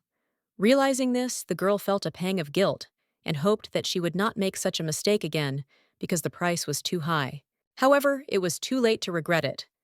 Everything was in the past, and now she had her faithful twins and reliable ally, Austin, whom she could rely on at any moment. Valita noted that knowing the reason for the events now made her feel much better. Austin still asked what had happened today. Was it the unsuccessful debut that had caused her anxiety? But she immediately dispelled his doubts, saying that the debut went well, and the reason for her excitement was in no way connected with Margaret. It was something completely different.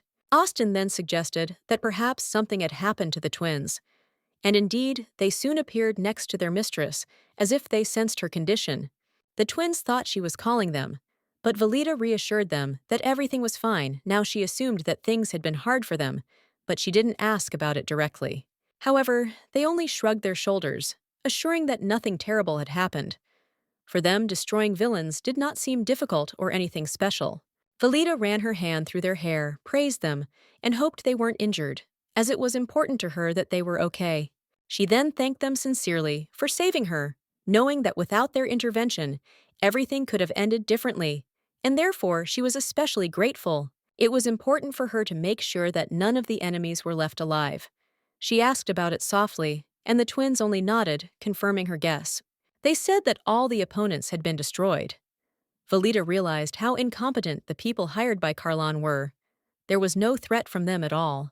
The more knowledge she accumulates, the better for her, especially if Rachel and Roxa develop quickly. These two will prove very useful in the final part of her adventure. She doesn't regret one bit that she decided to save them back then, despite all the risks. She felt that she did the right thing, and now it's bearing fruit. She noted that she had asked them to bring back an item left behind by the robbers. She was primarily interested in whether there was any badge among them that could reveal key evidence. The twins didn't seem to hear her, pretending to ignore everything. She immediately realized that they were withholding information, perhaps not wanting to upset her. When she realized that she hadn't really hoped for such an outcome, she realized that for her, this was just another quest, a test that she had to pass. In any case, she couldn't believe that everyone was alive and that everything ended so well. It was impossible, especially considering that it could have ended in tragedy. Suddenly, a new red quest appeared in front of her, something unusual. Usually all the tasks were blue, but this was something different, and it immediately caught her attention. The quest was a failure. She defeated the bandits, but could not find the badge. The message said that there would be no reward since the goal was not fully completed. The quest had failed, and the message of punishment was clear: death. This was unexpected for her, especially after surviving the attack. Valita couldn't believe her eyes, not knowing if she should take this seriously. Yes, she didn't find the badge, but surviving the attack was already a huge achievement. However, despite this, a new quest was revealed to her. But the prince's patronage, so necessary for survival, was still inaccessible to her. Valita needed to meet them and try to win their favor again. If she failed to do so, she would face her punishment: death at the hands of Carlon. This task seemed like a stupid quest, but the game seemed to be really determined to destroy her. Death was constantly waiting for her at every turn, and she barely survived the previous trials. Although she survived, she failed to complete this task completely. If she fails to win the prince's trust this time, her fate will be sealed. Death is inevitable. The game seemed to be trying its best to destroy it. The twins, noticing its state, began to ask questions. What was wrong with it, and did this icon really have such a meaning? They were ready to go back and look for it again.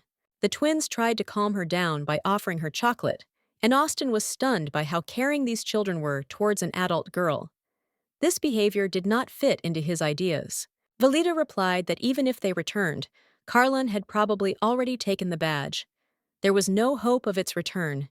She had already lost everything she could. Austin, not quite understanding, asked if she really needed proof that the attack had taken place. For him, the situation remained confusing and complicated. The gentleman replied that yes, they and the prince would definitely figure out that this was Carlin's doing, but without proof, nothing would change. The law and the rules were merciless, and no emotion could change the outcome. Perhaps the crown prince could find this badge. It was a faint hope, but in a situation where every chance was important, even a small probable event could change everything. It is quite possible, in such a situation, there is no need to worry. If nothing can be done, then worrying is pointless. Expecting changes when they are impossible means wasting your energy in vain. It is necessary to prepare for the conversation with her father, but for this, it is important to first gain the prince's trust.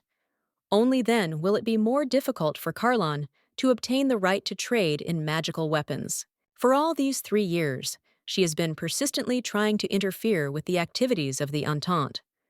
After all, in addition to regular trade, the organization is also engaged in the distribution of magical weapons, which creates additional problems. Therefore, it is important to resolve the issue of Carlon's monopoly on the production and sale of such weapons. Otherwise, the situation will only get worse, and it will be easier for him to control the situation.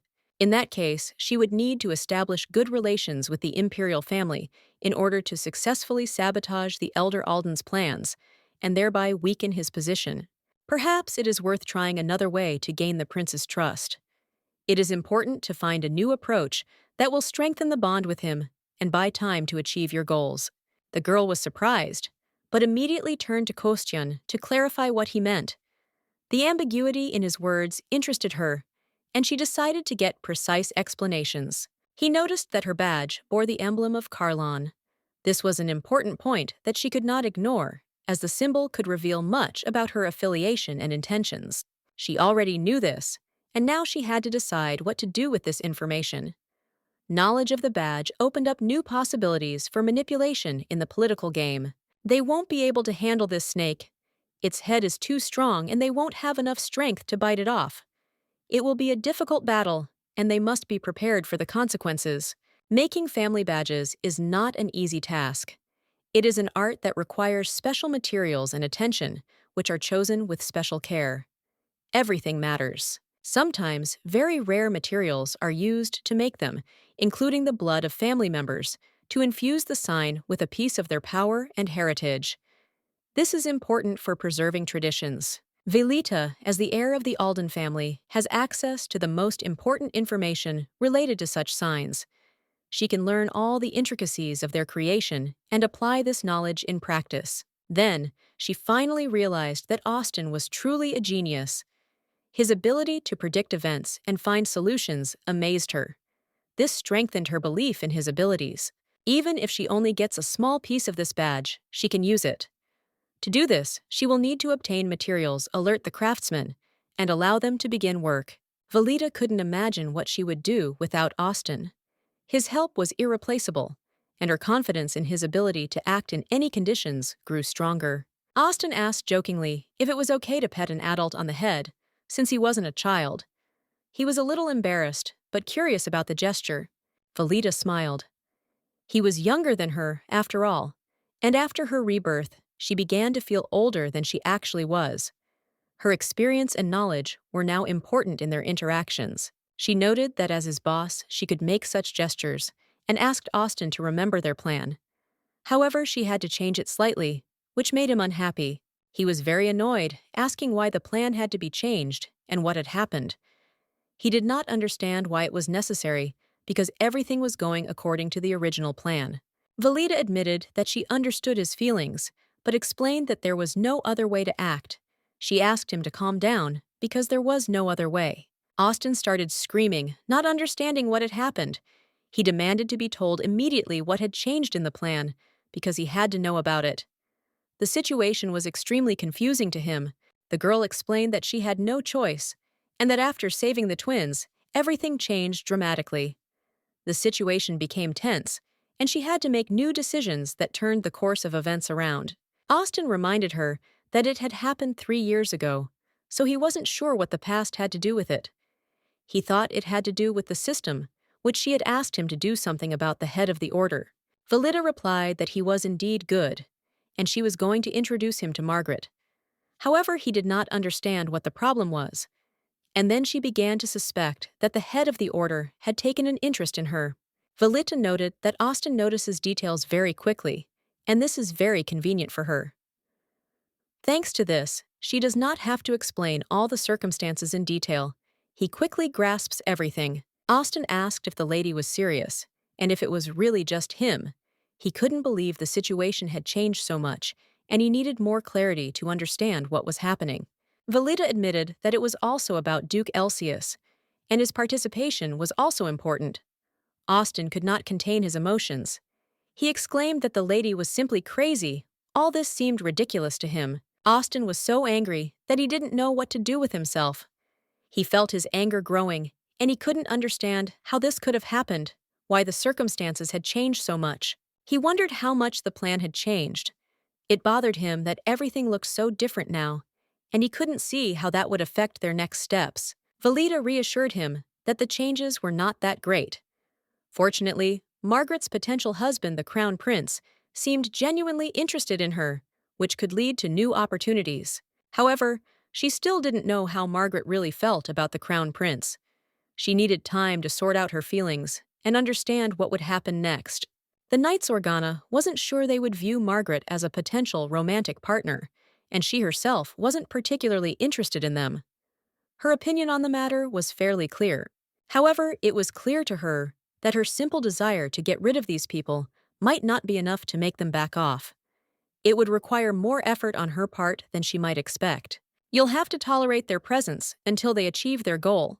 To others, it will look like they're just trying to court her, although their true motives are hidden. Austin couldn't understand at all why he found himself in this situation. He knew that Margaret was an exceptional person, but he still couldn't understand what made her make such unusual decisions. The Duke decided that meeting Margaret could be useful, especially considering that the two could play an important role in the future. He knew that their interaction was not accidental, and that there was something hidden behind it. Austin came to the conclusion that she definitely needed their skills, but for what purpose, he couldn't figure out. Everything remained vague, and it irritated him, giving him no peace. After all, she is a villain, and according to the plot, she must die in the final choice. She has no way to avoid this fate. This imposed certain restrictions on her actions, which greatly complicated the situation. In any case, it wasn't worth paying too much attention to. Austin knew he had to get on with making the badge.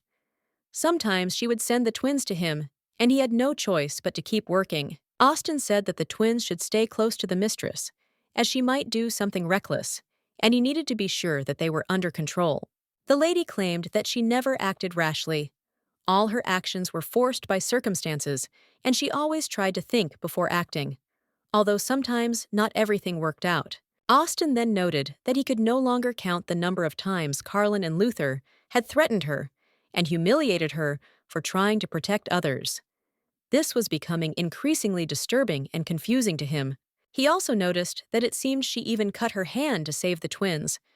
It was not just a gesture, but a desperate act that left a mark on the memory of everyone who was there. The twins confirmed that Austin was right. Indeed, the lady sometimes acted impulsively, and although her actions might seem thoughtless, there was a logic and reason to it. There was no need to say that Luther had been slapped despite all the circumstances. This event remained in question and was not discussed at this point. Valita realized that she would have to take matters into her own hands, despite the threats from her father, who always tried to manipulate her, demanding immediate action. She knelt before him, feeling his rage as he screamed, demanding that she admit her guilt immediately, as if her life depended on it. At that moment, it was clear that she would have to confess if she wanted to stay alive, and there would be no other way out, as the pressure from her father became increasingly unbearable. Valita felt she could no longer keep her secrets. The promise she had made to herself was broken, because she had to reveal what she had hidden for so long. He did not calm down, and furiously asked why she could remain silent at all, without explaining what she was guilty of. It was like a cry of despair, which took away her last strength. Valita realized that her father had found out about her relationship with Noah Elsius, And this was the cause of all her troubles, because he could not forgive her for choosing him. The moment she heard his accusations, Valita was in shock. Her whole life seemed to be falling apart because she did not expect her father to reveal her secret so quickly. She couldn't believe that this was happening to her. Her response was complete bewilderment, and she exclaimed that this was all some kind of nonsense that had nothing to do with reality. Her father didn't give her time to think, and asked her again if she thought he hadn't noticed her leaving the ball on Elsius's arm. Everything was becoming clear. The girl began to feel that she was not walking of her own free will, as if someone was imperceptibly guiding her steps. This realization came to her when the events around her began to seem increasingly strange and illogical. Then, her father, noticing her confusion and tension, decided to ask what they were actually doing together in that situation. His questions were serious, and he expected an honest answer from his daughter. She couldn't admit the truth, because she didn't want to upset him. Instead, she said that he asked strange questions, going from one to another. It scared her a little, but she didn't know how to explain it. The newspaper was immediately interested in what these questions were. The girl replied that they were about Ananta and some twins, but she could not understand how she could know what this was supposed to mean. Everything was a mystery to her. The father, hearing her answer, was shocked. He realized that it was too strange, and that it seemed like someone had interfered too much in their lives where he did not belong. This worried him greatly. Valita, noticing the worry in his eyes, asked him a question, trying to understand what was really going on. She tried to figure out if all this could somehow be connected to their family and her destiny. Her father, irritated by her curiosity, sharply replied that it was none of her business.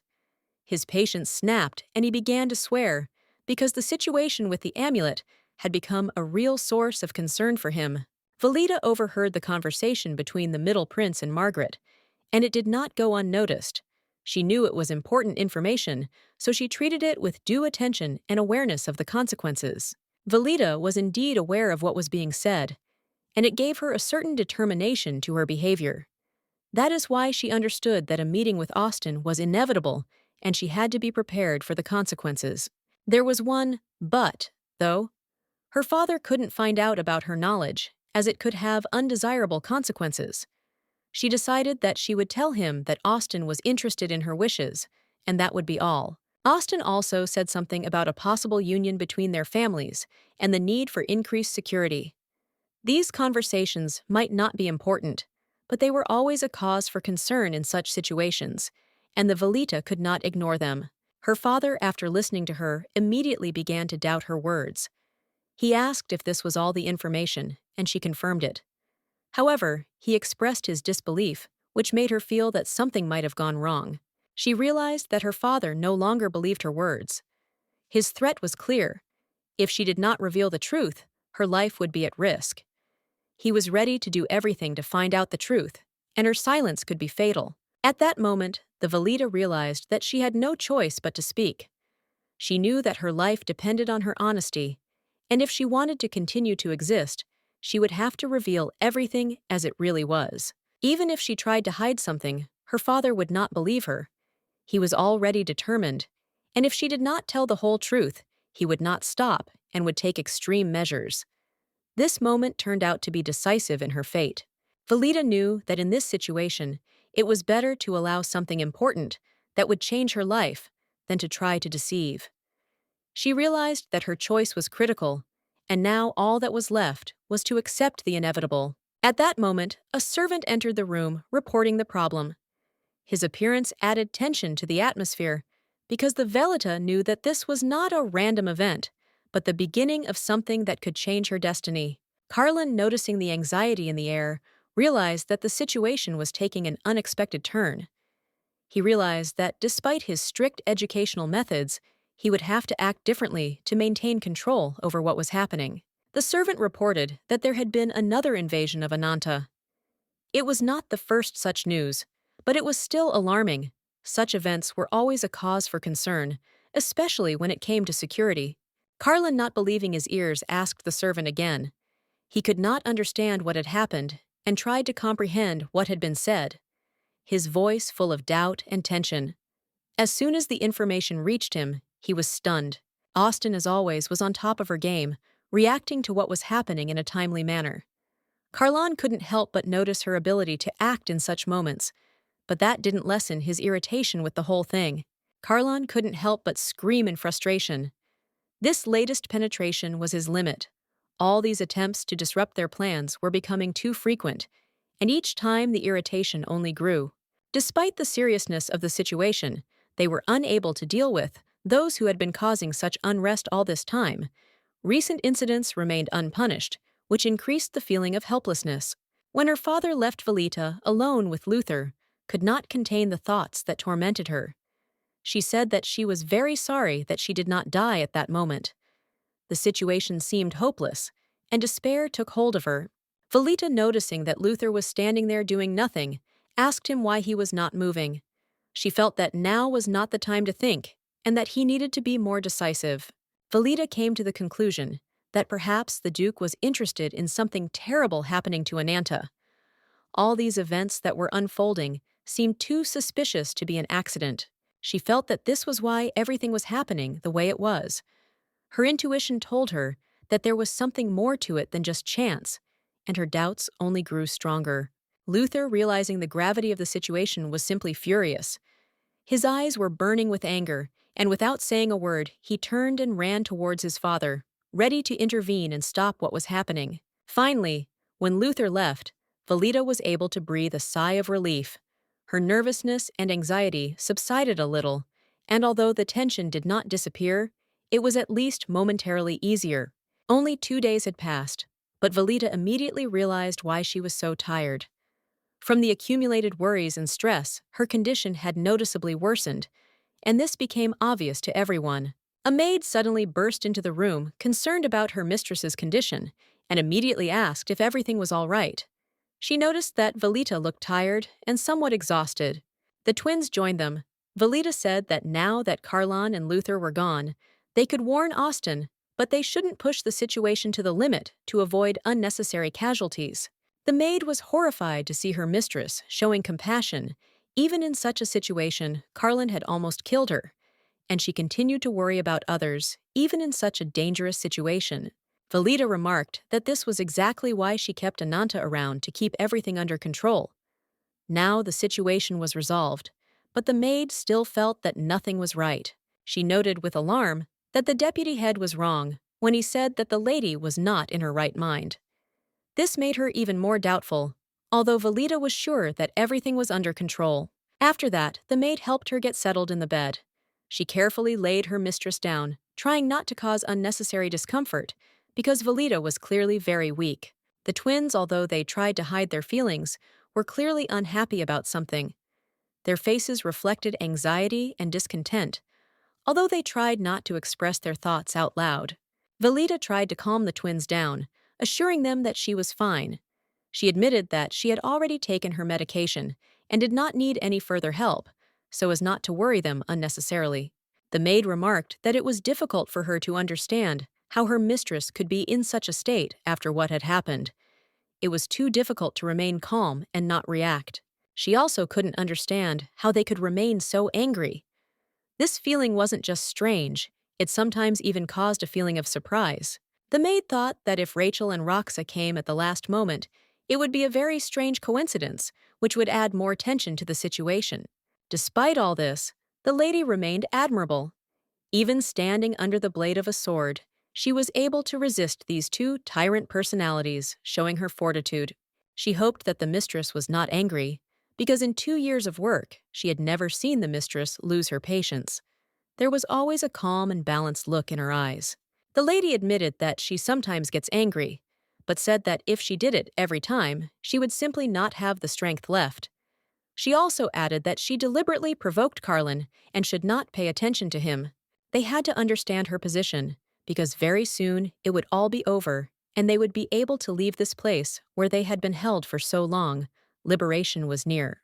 The twins could no longer hide their impatience, and eagerly asked when they would finally be able to kill him, and when the moment they had been waiting for so long would come.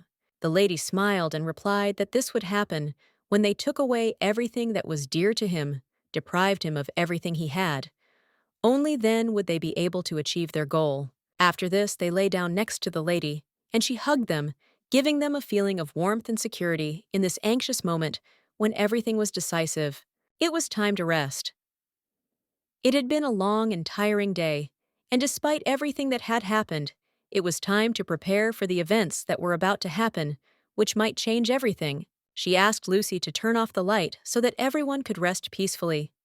The room was silent, and only a faint glow from the window broke the darkness.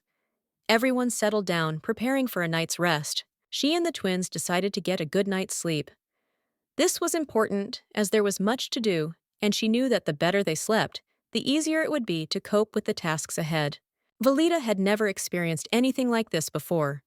She was used to a completely different way of life, filled with constant problems and unexpected situations, which seemed to be less common here. Kang Hyun, on the other hand, had already gotten used to all sorts of things before her reincarnation.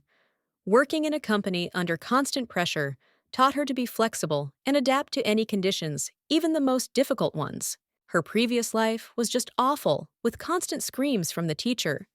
She did not understand why she was always to blame for all the failures, and why no one could support her. The teacher often yelled without understanding the problem and blamed her all the time. Kang Hyun tried to explain that it wasn't her fault, but her words didn't reach her teacher, who only became more and more irritated. Once she tried to say something in response, but the teacher shouted at her to shut up.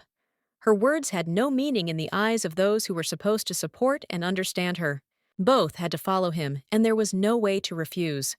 They could not help but go, despite their discontent and fatigue, because there were obligations they could not ignore. The children were very unbearable, and this caused inconvenience to everyone. There were always problems, and no one knew how to deal with them, despite all attempts to calm them down. She always forbade him to eat cookies. This was a matter of principle for her, and she categorically did not allow herself to deviate from this rule, despite all the persuasions and requests. The orphanage she ended up in was a terrible place. The children lacked the warmth and care of adults. They often suffered from bullying and cruel beatings from other children and some of the caregivers. The situation at school was no better. Teachers paid little attention to her problems, and her classmates were not a support system. Local children often bullied her, pushing her into even greater isolation. Of course, it wasn't fair, but she was used to it. Such things seemed to her a part of life that shouldn't be resisted, and she understood that it was quite expected in her situation.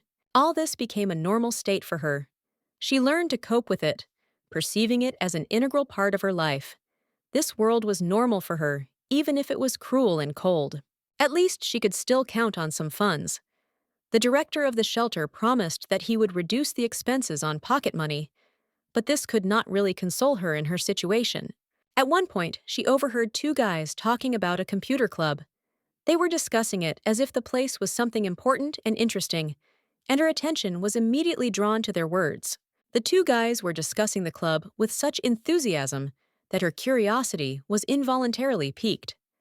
She decided to find out more about what exactly they were talking about and what could interest her in this club. The computer club was on her mind. She was constantly wondering what kind of place it was and whether it could be something meaningful for her. Gradually, it began to take up more and more of her time and attention. She finally decided that she would go there, without knowing why she felt that now was the time to take this step, although she knew that her decision was more impulsive than rational. It didn't even occur to her that she wouldn't be able to afford the luxury of going to such a place. Impulsively, with unconscious determination, she made the decision, not realizing what it might lead to. She entered the game and felt a real thrill, a feeling that here she was, finally in the world she had dreamed of for so long. Her heart was beating happily, because there were many unknown possibilities ahead. The game world turned out to be much more complex and multifaceted than she expected. It was like diving into a completely different reality, where every detail mattered and required attention. At that moment, she realized that a path full of challenges and opportunities had opened up before her. A dream that seemed far away began to take shape, and her imagination was filled with the desire to change this world. After finishing her studies, she didn't waste any time and immediately got a job at a game development company. It was a logical step to get closer to her dream and start making it a reality. However, reality turned out to be far from what she imagined. Everything turned out to be much more complicated than in her fantasies, And every day brought new difficulties and obstacles on the way to the goal. Constant comments and criticism from colleagues became part of her daily life. The boss was extremely dissatisfied with her work and the project, which in his opinion had no chance of success. He had said more than once that if they released such a game, the company would certainly go bankrupt. This was his opinion, and it haunted her despite her belief to the contrary. The boss said he was not going to increase the project's budget. He insisted that she take full responsibility for its success or failure, warning that if it failed, she would suffer the consequences. She in turn stated that even these funds would barely be enough for the most basic product. The level of complexity of the project significantly exceeded the requested budget, and she had to find a solution. But despite the difficulties, she did not lose her determination. She firmly stated that she had to do everything possible to create a worthy project within the budget. Otherwise, her dream would remain just a dream. She knew that if she didn't stick to the budget, she would have to cover the costs from her own salary. It was a step she took because she believed in the success of her project. It took her a while to realize how hard it would be to realize this dream. Making a game that would not only be successful, but also bring joy to others, turned out to be much more difficult than she had expected. She was confused. She couldn't understand how it was possible to stay within budget with so many people on the team. Things weren't going as she had hoped, and this thought was becoming more and more depressing. However, she knew that she couldn't just sit back and do nothing. She had to at least try to change the situation, even if it seemed impossible. This was her chance, and she decided not to miss it. It was Friday, and her colleagues were already planning to go out for a drink. They were, as always, waiting for the moment to relax a little, but she was focused on work and couldn't afford it. At this point, the main character suddenly turned to the manager as if under the influence of a sudden decision. She felt that it was time to talk, although it was unexpected for everyone. She asked the manager to stay and work overtime. The budget was tight, and the release date was already set, and there could be no delays. The responsibility was on her shoulders. But the manager apologized, explaining that it was her father's birthday, and she needed to get home. Kang understood that everyone had important things to do, but this created additional problems for her. If it weren't for the manager's plans, she would have happily stayed on to work overtime. But now, on this evening, the situation didn't allow it. Khan had to accept it with understanding, although the situation was unpleasant. Khan, as always, quickly realized that there was nothing she could do. It all began to seem pointless. Her colleagues often thought she was crazy for being willing to work overtime, but for her, it was important. In any case, they found a great place to relax and decided that they could relax and have a good time. It was a much-needed moment of rest, even with all the difficulties of work. The situation was the same as in school. If the company does not allocate a budget, if the work is huge and colleagues do not care about the project, then the result will always be the same. This was the reality. And then suddenly, Deputy John came over. He asked if she was working overtime today. It was another moment when Khan would have to make a decision that would affect the entire process. He offered to help, but the lady replied that it was not worth doing. Despite her words, he was ready to help if she still decided that he needed support. He added that if there was too much work, it was better to have two brains than just your own. Having said this, he smiled, offering his help without further ado. He also noted that it would not be easier for her to work alone at night. This was especially important to her, and she felt grateful for his offer of help at such a difficult time. Despite the coldness and hostility she encountered from others, she was still grateful for the support she received, even if it was rare and modest. However, all good things must come to an end. She soon realized that everything she had planned had come to its logical conclusion, and she was preparing for a new chapter in her life. The game she conceived with the help of her guards was not just a success. It was a real hit which became a sales leader and brought the company unprecedented popularity and recognition. Margaret's kindness and fairness were the qualities that set her apart from others. Perhaps that is why she was so beloved, and her success was obvious to everyone. Khan strove to create the kind of person she always dreamed of becoming. Her efforts to create an ideal could not fail to bring her success, and this could not go unnoticed. It was hard to understand how anyone could not love her.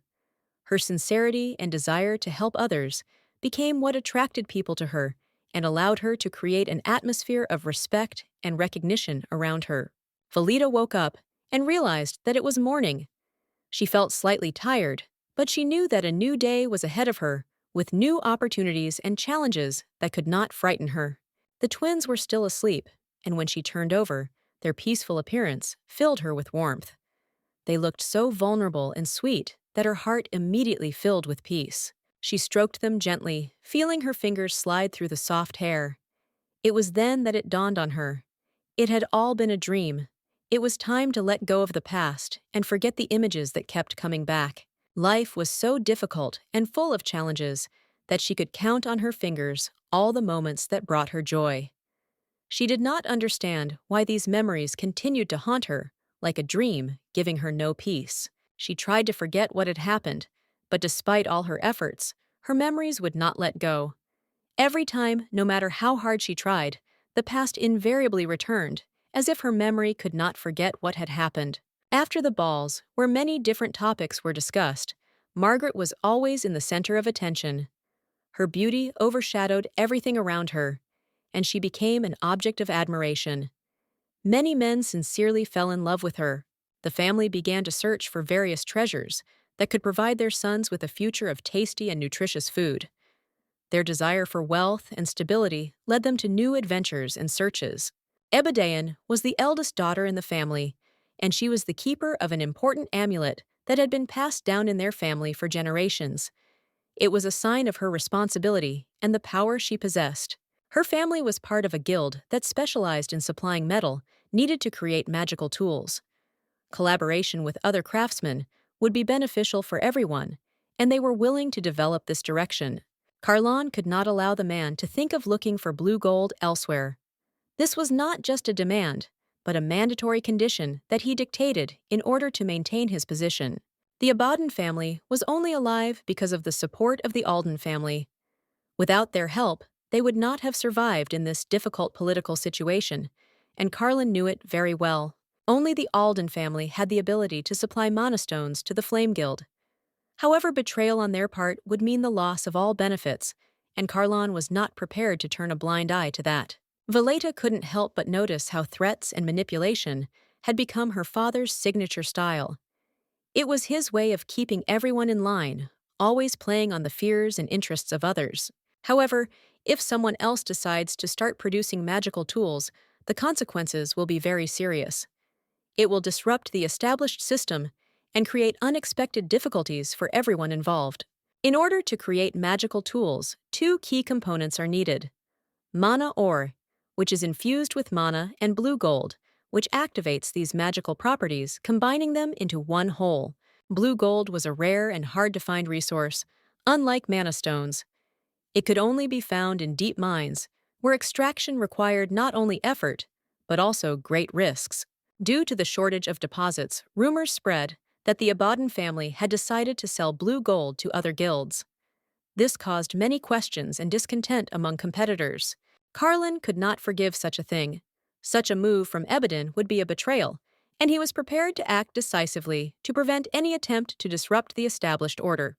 They had no choice but to submit, because their situation was too difficult to try to change anything. The only thing left was to submit to the circumstances. However, Valita had heard rumors that the Crown Prince was indeed interested in their minds. This made her wary, as if he decided to take them under his wing, it could change the situation. Margaret confirmed this information, but her father was very worried. If they made a deal with the imperial family, it would certainly displease the Marquise, who would hardly agree with such a decision. Margaret was increasingly doubtful about how long the Crown Prince would be able to protect their family. Trusting him was dangerous. His intentions could change, and she had to be careful. There was no guarantee that he would not give up the idea of supporting them.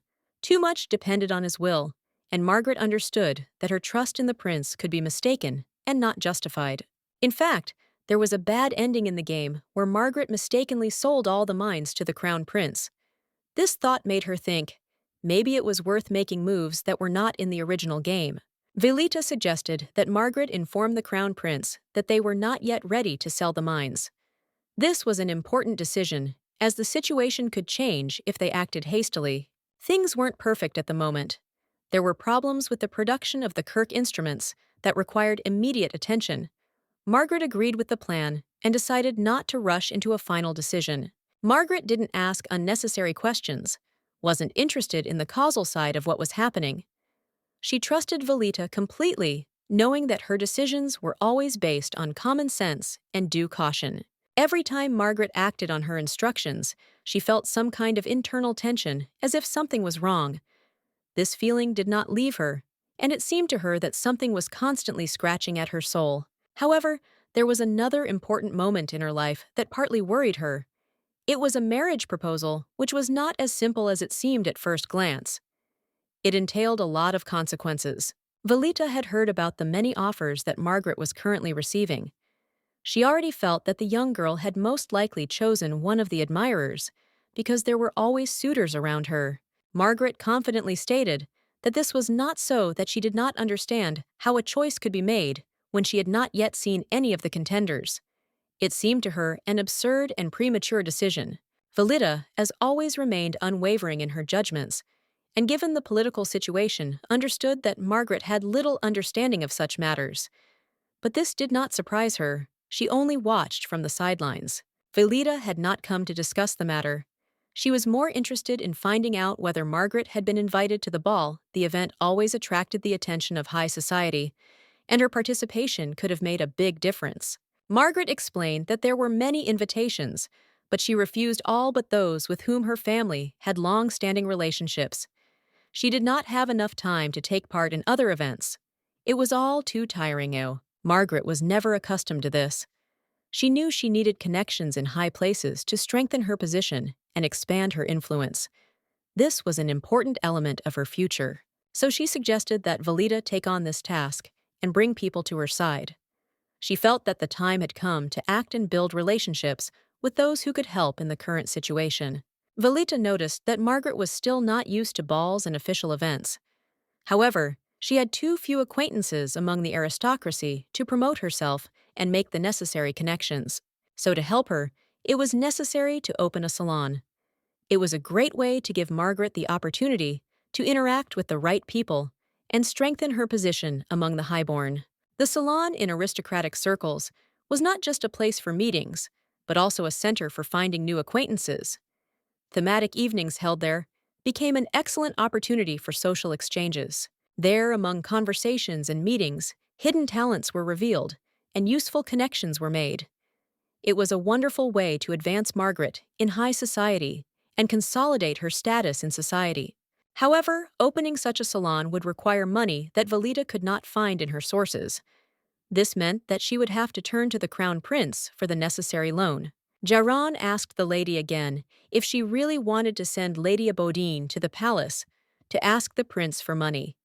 He could not understand how she could decide to take such a step. He was shocked, because if the prince took this as impudence, then all their plans could collapse. It was really risky, but Valita was sure of her goal. But in Valita's opinion, there was nothing to worry about. Margaret had received the amulet because of her outstanding abilities, and it could play a key role in their future success. This amulet could not only help keep the Aldens in check, but also strengthen the Emperor's power. So despite all the risks, Valita believed that everything was in order and their actions were justified. Jerome understood her point, but despite that, he couldn't help but wonder what the theme of this salon would be. It was an important clarification to understand how exactly they would move forward. The lady thought about the attention that the magical blue gold attracted, and about people who understood mana stones. It was more than just interest. It was a market with many opportunities. Now, the blue gold trade was being talked about more and more often, as well as the flaming goings-on in the guild. People were discussing it at dinner and meetings, which fueled interest in the topic. There was a growing feeling that something important was about to happen. They needed craftsmen who could set up and prepare treats. This was not just a requirement, but a necessity for a successful start. Without good specialists, the business will not advance. People were willing to pay money for delicious desserts, and this played into the mistress's hands. Nothing could compare to the pleasure of enjoying caramel apples. This would be a real hit if approached correctly. All the ingredients for the desserts were available, and the quality was excellent. If the reviews of the salon were positive, it would soon become a topic of conversation in society. Delicious treats could bring success. She also inquired about the status of the fake badge. This question was no less important than any preparations for the opening. Everything had to be top-notch so that everything would go off without a hitch. Jerome reported that the fake badge was almost ready. He promised that the lady would receive it on the opening day of the salon. This was important for both of them because details played a significant role in the success of her business. It would be wonderful to have a holy reunion, but now she had to think about what dessert to treat Austin to. She knew that this choice mattered, and she wanted to make it memorable. As always, Jerome walked his mistress to the carriage. He was her loyal assistant and support, and this became their ritual. His presence gave a feeling of security and confidence that everything would be fine. At the end, Jerome kissed her hand without wishing her safe travels. The gesture was simple but important. It was a sign of respect, and the lady felt warmth and sincerity in it. The lady said goodbye to him, smiling back. She appreciated his devotion and attention, and their farewells became habitual, but always left a feeling of comfort and understanding. The budget was small, and it was necessary to distribute the funds correctly. Everything depended on how to properly manage the available resources. Small expenses at the start could lead to great results in the future. The manager said that it was necessary to create a quality game. Games with a good plot were always popular. This was the key to success, and the lady knew that she had to put all her efforts into it. Executive Khan said that her new game, which she would invest her personal funds in, would be significantly more exciting and engaging than those she had created before. It was a promise. Jerome didn't just decide to pay attention to what was happening. He knew for sure that Valita really did resemble Khan. It wasn't just his impression, but a real resemblance that he noticed. Margaret decided to visit His Highness in person to communicate an important request. She had already prepared everything she wanted to say, and confident in her words, she went to him with a clear intention. The girl did not give him time to think and insisted on 2 audiences to get her words across. She was determined, and the prince, seeing her persistence, felt that her request was worth listening to. However, her suddenness and serious look left him with questions. What could have happened that she came now? Her behavior was alarming, and the prince could not understand what was hidden behind her request. Perhaps a sudden problem had arisen in her life, and she could not just leave it unsolved. The prince was eager to learn all the details, hoping to understand what was really going on. The girl told him that she currently needed money to implement her idea. The prince was interested, and she, without hiding her intentions, said that her request would concern the opening of a salon. When the crown prince heard her words, he was stunned. Opening a salon? This was something unexpected.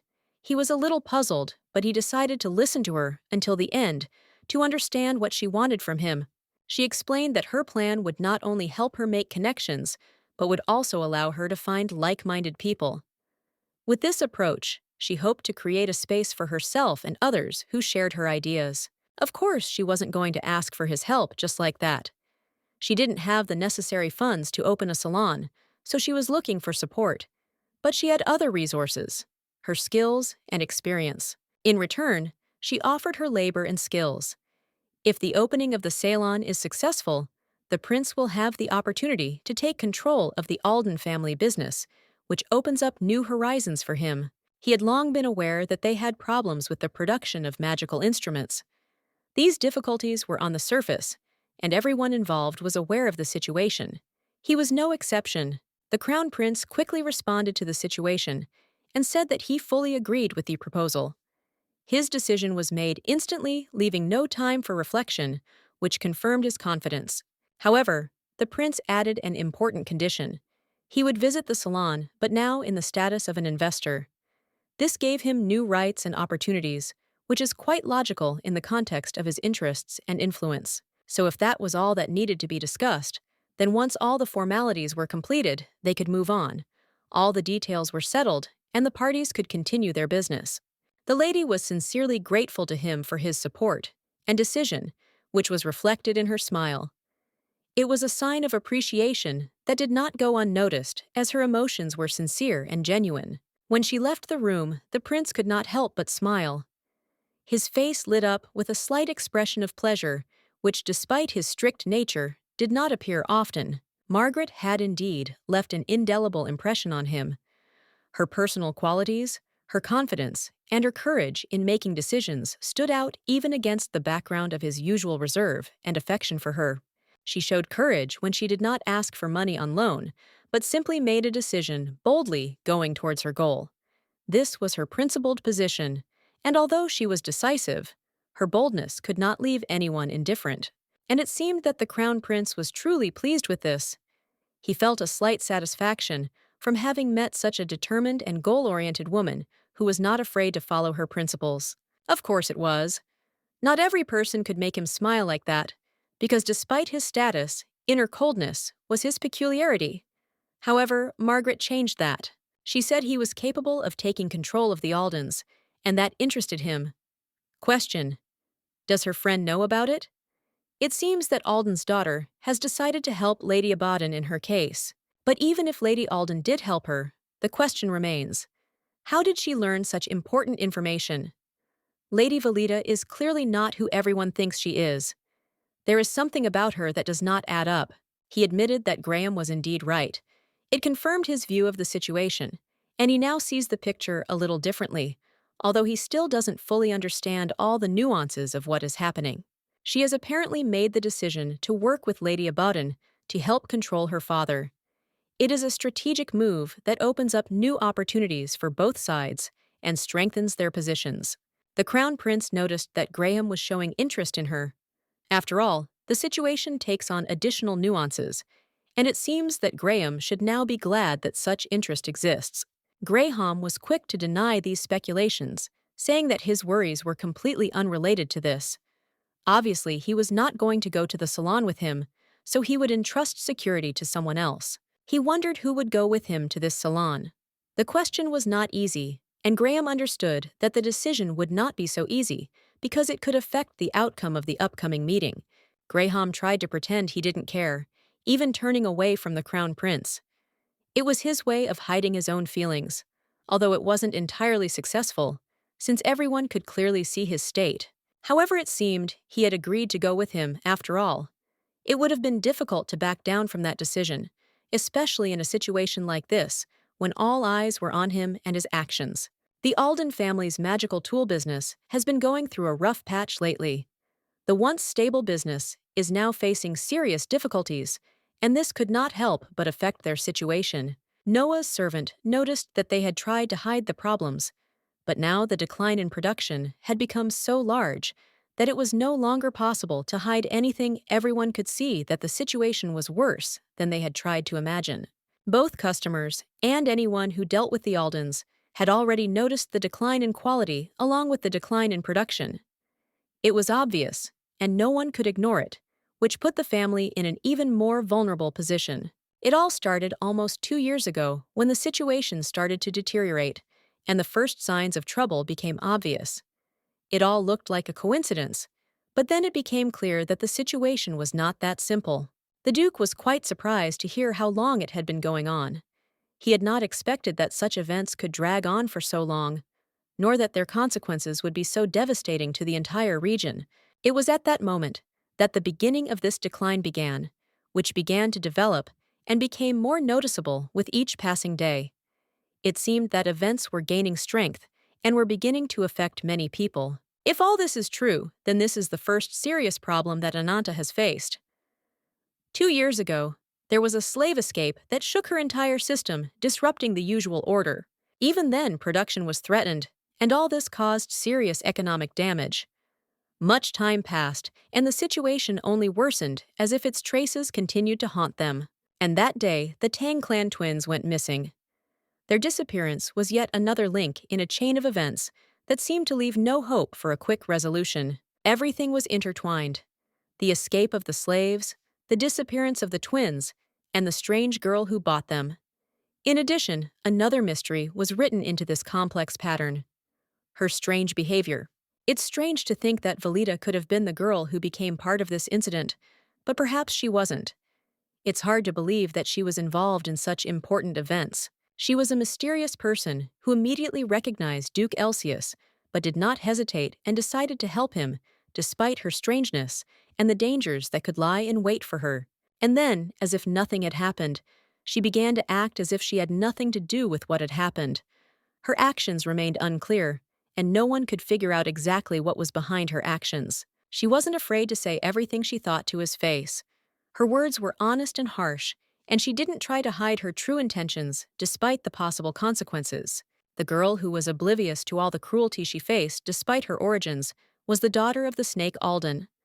The failures, trials, and cruelty of her life did not break her. He was sure that she was not, as she was often described.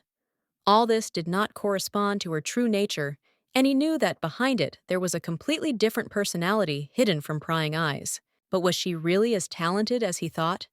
He began to ponder this and decided to find out more. To confirm his suspicions, he turned to questions about the slaves who made the mana stones. Those who followed Ananta were able to rescue several people from this hell. However, many were still in captivity. The Duke ordered that the rescued slaves should be monitored so that they did not escape, as they could be used as witnesses. These slaves could help if they were treated and protected, but if they started a rebellion, no one could predict what would happen to them. The situation was extremely dangerous and required careful handling. The Duke smiled and said that he needed these slaves not only to help, but also to be under control until the situation was resolved. Everything had to be carefully thought out, and without unnecessary risks. If done correctly, they would be released immediately, and it would be certain that any remaining evidence would be eliminated. The entire operation required the utmost caution. In addition, the report on the new production of magical instruments that he had requested was presented. The document was ready, and its contents reflected the importance and success of the work performed. Such a diverse range and quality of products was simply unimaginable. It was truly an impressive achievement that opened up new horizons for further research and implementation of technologies. The Duke was very impressed, and without hiding his interest, expressed a desire to know where the workshops were. This place intrigued him, and he wanted to get exact information about its location. The servant reported that the workshops were scattered across different locations, so it was quite difficult to find them. Because of this, the search was not as easy as one would like and required additional efforts. The Duke, not losing his resolve, said that they should continue searching if they were really the same as the Aldens. He understood that such places should be under reliable control, and he did not intend to retreat. He also added that he was interested in a magic tool designed for soundproofing. This was an important detail that could play a role in his future plans. At that moment, the exact same instrument was in the coffee shop. It could not be a coincidence, and its presence in such a place made one think about many things, perhaps about the events associated with it. The Duke realized that he could no longer doubt what was happening. All the elements were coming together to form a single picture, and doubts were leaving, giving way to confidence and the need to act. He wondered if perhaps he should visit the place again to find out all the details. There was something that was drawing him back, perhaps some important information that could be revealed on a subsequent visit. He began to wonder if she really knew about the events surrounding Ananta. It could all be connected somehow with that unusual incident that had happened 3 years ago, and that thought kept running through his mind. In the end, he decided to meet her to finally clarify all the circumstances. This was necessary in order to clarify the situation and get answers to all the questions that arose.